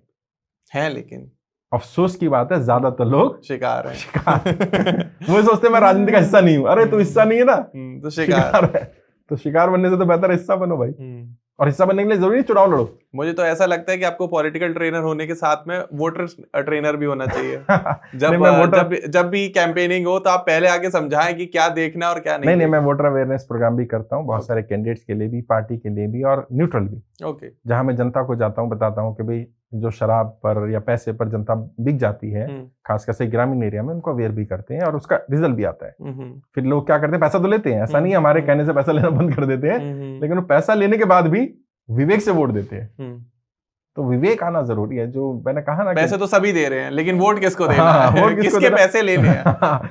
पैसे सबके ले लो, शराब भी ले लो, लेकिन वोट विवेक से दो। ये बिकना नहीं है। भले ही उसको दे दो जिससे पैसा लिया, लेकिन 3 से लिया तो तीनों को वोट नहीं देंगे ना, एक को देंगे। उनमें से किसको चुनना वो विवेक से फैसला। राजनीति की एक बात जो आपको लगती है कि बहुत खराब है और बहुत बड़ा ब्लंडर है, इसको एकदम रेक्टिफाई करके सही करना चाहिए? ऐसी एक तो नहीं, ऐसे बहुत सारी है, बट मोटा मोटा पैसे का जो इन्वॉल्वमेंट हो गया है, दुरुपयोग बहुत ज्यादा बढ़ गया है। खासकर से पिछले 10-15 वर्षों में अगर देखें तो पैसे से सत्ता और सत्ता से पैसा। ओके, इसको समाप्त करने की जरूरत है, क्योंकि आम लोगों के लिए रास्ते बंद हो गए पूरी तरह से। मतलब आप एक साधारण व्यक्ति हैं और आप 10-20-50 लाख रुपए खर्च करने को तैयार हैं, लेकिन आपके लिए टिकट की व्यवस्था नहीं हो पाएगी। टिकट में ही करोड़ों रुपए चले जा रहे हैं। मतलब ऐसा नहीं पार्टी ले रही है, पार्टियां भी ले रही हैं, लेकिन पार्टी ना भी ले तो भी टिकट को पाने तक के लिए, जो मैंने कहा ना, उम्मीदवार से दावेदार बनने में बहुत पैसा खर्च हो जाता है। तो पैसे का रोल कैसे कम हो, वो एक बड़ा चैलेंज है। या तो स्टेट स्पॉन्सर इलेक्शन हो, जो एक अगेन रिवोल्यूशनरी चीज है कि सरकार पैसा दे जो चुनाव लड़ेगा, और उसमें कंडीशन हो कि अगर इतना % वोट नहीं आता है तो पैसा वापस देना पड़ेगा, तो सीरियस लोग आएंगे। दुनिया के कई देशों में है स्टेट स्पॉन्सर इलेक्शन, जिसमें सरकार ही पैसा देती है उम्मीदवारों को चुनाव लड़ने का। और इक्वल प्लेइंग फील्ड होता है, मीडिया का टाइम भी सबको बराबर मिलता है, सभी उम्मीदवारों को, चाहे इंडिपेंडेंट हो या पार्टी का हो। तो ये, बट अभी तो वही है ना, ये सारा राजनीति में बदलाव कहां से होगा? संसद से। संसद में जो बैठे वो क्यों करेंगे? वो क्यों चाहेंगे आम इंसान आए? सही बात है। वो ऐसा कोई कानून क्यों बनाएंगे कि भाई आम इंसान आए? और वहां जाने के लिए क्या करना पड़ेगा? आम इंसान अगर जाएंगे तभी तो संसद में कानून बना पाएंगे। आम इंसानों को वहां पहुंचने के लिए क्या करना पड़ेगा? पहले उन्हें खास बनना पड़ेगा। आम से खास बनना होगा। खास बनते तो वो फिर कहेगा यार अब क्या जरूरत पड़ी है मेरे को बदलाव करने की, क्यों आम को यहाँ लाना है? मैं तो इतनी मुश्किल से आ पहुंचा। तो ये वो एक, मतलब आग का दरिया, एक लूप है। आग का दरिया और डूब के जाना है। जो वहां चला जाता है वो फिर कहता है चल ठीक है यार। तो वो कहते हैं ना, कुर्सी में कुछ प्रॉब्लम, कुर्सी में प्रॉब्लम नहीं है, वो रास्ते में प्रॉब्लम है। रास्ता इतना लंबा है, इतना गंदा है कि बंदा चलते चलते फिर उसी रास्ते जैसा हो जाता है। तो एक नए पॉलिटिशियन को, बीइंग अ पॉलिटिकल ट्रेनर, आप क्या क्या सलाह देना चाहेंगे कि आप अपने इन पॉइंट्स पे काम करो? आप भले ही संसद में ना जा पाओ, MP MLA ना बन पाओ, लेकिन आप अपने करियर में कुछ अच्छा तो कर ही लोगे। नहीं, देखिए जो आ रहे हैं हमारे यहाँ, हम उनको ट्रेन कर ही रहे हैं, गाइड भी कर रहे हैं। 3 चीजें मैं जरूर बताता हूँ हर पॉलिटिशियन को, हर यंग पॉलिटिशियन को। राजनीति में सही शुरुआत करने का सबसे पहला तरीका और सबसे आदर्श तरीका क्या है? सबसे पहला तरीका है अपने ऊपर काम करना। आपका कम्युनिकेशन, आपकी पर्सनैलिटी, आपकी नॉलेज, पॉलिटिकल एप्टीट्यूड, एटीट्यूड, इसकी वैल्यू हमेशा थी, हमेशा हमेशा रहेगी। आप जिस भी पार्टी में जाएंगे, अगर थोड़ा टैलेंटेड है, काबिल है, आपको मान लो मैन टू मैन मार्किंग आती है, आप कई पॉलिटिशियन सुन रहे होंगे यंग, उन्हें पता ही नहीं मैन टू मैन मार्किंग क्या है। आपको शैडो कैंपेनिंग आती हो, आप कईयों को पता ही नहीं शैडो कैंपेनिंग क्या है। मुझे भी नहीं पता। हाँ, एक छुपा प्रचार होता है, एक खुला प्रचार होता है। खुला प्रचार होर्डिंग, बैनर, पोस्टर, जो सब दिख रहा होता है। छुपा प्रचार जो पर्दे के पीछे होता है, वो पता ही नहीं लोगों को। जब यही नहीं पता क्या है तो करेंगे कैसे? सही बात है। अच्छा, मान लो पता है और सीख लिया और पार्टी के लिए करोगे, तो पार्टी अगली बार गई भाई इसको लेके आ। पार्टी में आप किंग नहीं बन पाए तो किंग मेकर बन जाओगे यार। सांसद विधायक की टीम में चले जाओगे, वो कहेगा भाई इसको ले आइए, मेरी लहर बनवा देगा। लेकिन आपको लहर बनाने की प्रिंसिपल तो पता हो। सही बात है। आपको फिर दूसरी चीज, मैंने बार बार कहा, व्यक्ति कभी सफल नहीं होता राजनीति में। या तो उसकी पार्टी सफल होती है या टीम सफल होती है। ट्रू। तो अपनी टीम बनाओ मजबूत। टीम नहीं बना पा रहे तो पार्टी में ऐसी जाओ जो मजबूत है, या पार्टी जहां कमजोर है वहां मजबूत कर रहे हैं काम करो। उसके लिए मेहनत करनी पड़ेगी। प्रॉब्लम क्या है? शॉर्टकट चाहिए सबको। मेरे यहाँ भी आते हैं, कई कहते हैं साहब बस आ गया मैं, एक इंजेक्शन लगाओ और मेरे सारी कमियां दूर हो जाए और विधायक बना दो। मैं ऐसा नहीं बनते विधायक भाई। 15 दिन की ट्रेनिंग देता हूं मैं। 15 दिन में 4 से 5 घंटा रोज ट्रेनिंग होता है। अच्छा। डेली 4 से 5 घंटा training, 15 days regular. It's live. हाँ, लाइव मतलब कुछ रिकॉर्डेड, कुछ लाइव सेशंस होते हैं। मैं भी रहता हूँ, मेरी टीम भी रहती है। 15 दिन में जा करके वो शुरू होता है कि हाँ अब मैं ये काम कर लूंगा। कई लोग 15 दिन में ही भाग जाते हैं, कहते हैं भाई ये तो बड़ा मुश्किल काम है। तो मुश्किल है तो क्यों भाई? किताब नहीं पढ़ी थी राजनेता बनना बच्चों को खेलनी है? बताया तो मैंने, राजनीति आसान नहीं। आप बिजनेस करो अपना, बाकी काम कर लो। और 24/7 जॉब है पॉलिटिक्स की, और थैंक्सलेस जॉब है। कोई थैंक्स भी नहीं बोलने आएगा तुम्हें, गाली खानी है आखिर भाई। 100 में से 90 के काम कर देना। वो 90 जिनके काम करे ना, वो कोई तारीफ नहीं करेंगे। जो 10 के नहीं करे वो बताएंगे तुम्हारी असलियत क्या है लोगों को। अरे बड़ा घटिया आदमी है, बड़ा बेईमान है, ये है वो है, और ऐसे ऐसे आरोप लगाएंगे, ऐसे ऐसे आरोप लगाएंगे, मतलब आप जवाब देते थे थक जाओगे। तो कहते हैं ना पॉलिटिशियन की जो स्किन होती है वो थोड़ी गैंडे जैसी होती है, वो कोई असर नहीं पड़ता। बनानी पड़ती है। बनानी पड़ती है, क्या करें? कब तक ये आरोप झेले भाई? आप करेक्टर बिल्कुल ठीक है, आपको बोलते हैं करेक्टर है, अब बताओ क्या करोगे? किसी लड़की के साथ आपको देख लिया बात करते हुए, बस गॉसिप शुरू हो जाए। अच्छा, शशि थरूर जी ने किसी लड़की साथ में ला लिया, देखो एक और मीम चलने शुरू हो जाते हैं। तो चौधरी साहब, क्या आपको ऐसा लगता है या आपके विचार हैं कि जो कानून का सबसे ज्यादा मिसयूज करते हैं वो पॉलिटिशियन ही करते हैं? हाँ, पॉलिटिशियन भी करते हैं और पॉलिटिशियन के लोग भी करते हैं। और उसमें बदनाम ज्यादा पॉलिटिशियन होते हैं जी। वो कहते हैं ना बद अच्छा बदनाम बुरा, तो कई पॉलिटिशियन करते नहीं है लेकिन हाँ बदनाम हो जाते हैं। लेकिन जो मैं बता रहा था, देखिए पॉलिटिशियन हिमालय पर्वत से नहीं आएंगे। तो साधु संत ये बिल्कुल दूध के धुलो ऐसा नहीं होगा। मुझसे किसी ने कहा कि राजनीति में तो क्रिमिनल है, राजनीति में तो बदमाश है, बाहुबली है। हाँ बिल्कुल सही है। मैंने कहा भाई राजनीति में डॉक्टर, राजनीति में इंजीनियर भी है, राजनीति में टीचर भी है। क्यों है? क्योंकि समाज में है। राजनेता समाज से आएंगे, समाज में डॉक्टर है इसलिए राजनीति में डॉक्टर है, समाज में इंजीनियर है इसलिए राजनीति में इंजीनियर है, समाज में टीचर है इसलिए राजनीति में टीचर है, समाज में क्रिमिनल है इसलिए राजनीति में भी क्रिमिनल है। अगर हमें राजनीति से क्रिमिनलाइजेशन को समाप्त करना है, समाज से पहले समाज से ठीक करो ना। जहां से आ रहा है सप्लाई, जहां से आ रही है वहां से करो यार। क्या बात है। राजनेताओं मतलब हर किसी को घूम फिर के मिलता कौन है? सारा ठीक रहा राजनेताओं पे फोड़ दो। बिल्कुल गलत करते हैं राजनेता। अच्छा, क्या बिजनेसमैन गलत नहीं करते? सब करते हैं। उन्हें तो कोई कुछ नहीं बोलता। वहां डायनेस्टी नहीं चलती क्या? अंबानी का बेटा अंबानी बनने का बनेगा। हाँ, प्रॉब्लम कहाँ आ रही है कि हम पॉलिटिशियन को बहुत आदर्शवाद की नजरों से देखते हैं। हाँ जी। कि नहीं पॉलिटिशियन मतलब पंडित नेहरू, मौलाना आजाद, सरदार पटेल, बाबा साहब अम्बेडकर। भाई अब वो जमाना नहीं है। अब ऐसे पॉलिटिशियन नहीं आएंगे। और पॉलिटिशियन ऐसे क्यों नहीं आ रहे? क्या भारत माता ने ऐसे महान सपूत पैदा करने बंद कर दिए? नहीं, पैदा तो हो रहे, फिर उन्हें मौका नहीं मिल रहा। वो बेचारे कहीं किसी गांव में, देहात में, किसी छोटी जगह अपना काम कर रहे हैं। ये मिट्टी बहुत उपजाऊ मिट्टी है भाई। यहाँ महान लोग पैदा होने ना बंद हुए ना होंगे, फिर कोई आएंगे।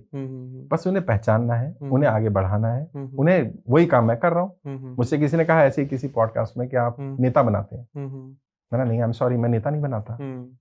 कह रहे फिर? मैं ग्रूम करता हूँ। मैंने कहा मैं हीरे को कोई हीरा नहीं बना सकता, वो तो जमजात हीरा है। मैं हीरे को तराशता हूँ, उसकी वैल्यू बढ़ाता हूँ। तो मैं नेता नहीं बनाता, मैं उनके जो ट्रेड्स है उनको डेवलप करने का काम करता हूँ। कोई किसी को नेता बना सकता है क्या? नहीं। कोई कभी कहे ना कि मैं नेता बना सकता है, कोई भी नेता बना सकता है, झूठ बोल रहा है। कोई किसी को नेता नहीं बना सकता। और राजनीति में हमेशा ध्यान रखना, राजनीति में केवल विद्यार्थी ही होते हैं। यदि कोई कहे मैं राजनीति का महारथी हूं तो समझ लेना उसकी राजनीति समझ कम है। महारथी भी नहीं होते राजनीति में, सब विद्यार्थी हैं। मैं थोड़ा सीनियर विद्यार्थी हूँ, आप थोड़ा जूनियर हो, कोई नया आएगा और जूनियर होगा, बस।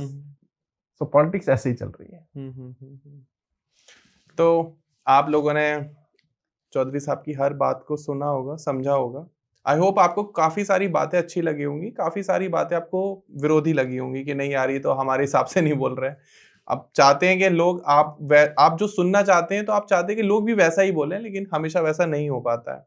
तो ये पॉडकास्ट पर हमने काफी सारी चर्चा करी कि पॉलिटिशियन कैसा होना चाहिए, आम आदमी पार्टी ने क्या गलतियां करी, बीजेपी किस तरीके से स्ट्रेटेजी को इम्प्लीफाई करके अपनी हर जगह सत्ता बनाती जा रही है, मोदी जी के बारे में बात करी, राहुल गांधी के बारे में बात करी, अरविंद केजरीवाल जी के बारे में बात हुई है, और साथ में थोड़ी सी बात सर हमने अखिलेश यादव जी के बारे में भी करी। बिल्कुल, जो सवाल आए मैंने कोशिश की उनको। अगर आप चाहते हैं कि हम और भी ऐसे गहरे मुद्दों पर बात करते रहे, जैसे कि पुराने हमारे नेता हो गए उनके बारे में बात करें, या वो नेताओं के बारे में जो अलग अलग स्टेट से हैं, चाहे वो राजस्थान से हैं, गुजरात से हैं, छत्तीसगढ़ से हैं, या किसी भी और ऐसी पार्टी से हैं जिनके बारे में आप सुनना चाहते हैं, आप चाहते हैं कि उनकी स्ट्रेटेजी के बारे में आपको पता चले, वो किस तरीके से इस बड़े ओहदे पर पहुंचे या उन्होंने किस तरीके से तरक्की करी, या फिर आप किसी नेता के बारे में कोई ऐसी स्ट्रेटेजी सुनना चाहते हैं कि ये क्या नेता ने ऐसा क्या किया अपनी लाइफ में, क्या स्ट्रेटेजी को फॉलो किया कि उन्होंने इतने कम समय में इतना बड़ा मुकाम हासिल करा। तो आप प्लीज कमेंट सेक्शन में आइए, हमें कमेंट सेक्शन में अपने सजेशन दीजिए। मैं फिर से चौधरी साहब से रिक्वेस्ट करूंगा कि वो हमारे पॉडकास्ट पे आएं, ताकि हम आपके लिए ऐसा वैल्यू कंटेंट बनाते रहें जिससे आप सीखें, समझें और अपने करियर में, अपनी लाइफ में डेवलप होते रहें, क्योंकि ये वीडियोस बनाने का उद्देश्य आपको डेवलप करना है। हम तो ऑलरेडी, या चौधरी साहब ऑलरेडी लोगों को सिखा रहे हैं, पेड अपना काम कर रहे हैं, लेकिन ये आप लोगों के लिए, ताकि आप लोग भी जागरूक हो पाए। और जो इंसान सोचता है कि राजनीति बहुत टफ है, एक बार आप जरूर, कंसल्टेशन नंबर स्क्रीन पर आ रहा होगा, डिस्क्रिप्शन में भी पूरी नाम, नंबर, ईमेल एड्रेस सब कुछ डिटेल्स हैं, आप एक बार जरूर बात करिएगा, कंसल्टेशन करिएगा सर के साथ। शायद आपको लगेगा राजनीति उतनी भी टफ नहीं जितनी आपके दिमाग में टफ बनाया गया है। आपके परसेप्शन पूरे चेंज होने वाले हैं अगर एक बार आपने जरूर बात करी। बाकी वीडियो पसंद आई हो तो प्लीज लाइक कर दीजिएगा, एंड चैनल के सपोर्ट के लिए सब्सक्राइब बटन दबा दीजिए, उसके कोई कॉस्ट नहीं है, वो एकदम फ्री है। बाकी मिलते हैं अगली वीडियो में, अगले पॉडकास्ट में। तब तक के लिए वीडियो देखने के लिए धन्यवाद। Thank you so much. जय हिंद, वंदे मातरम। एंड चौधरी साहब बहुत बहुत शुक्रिया आने के लिए। धन्यवाद।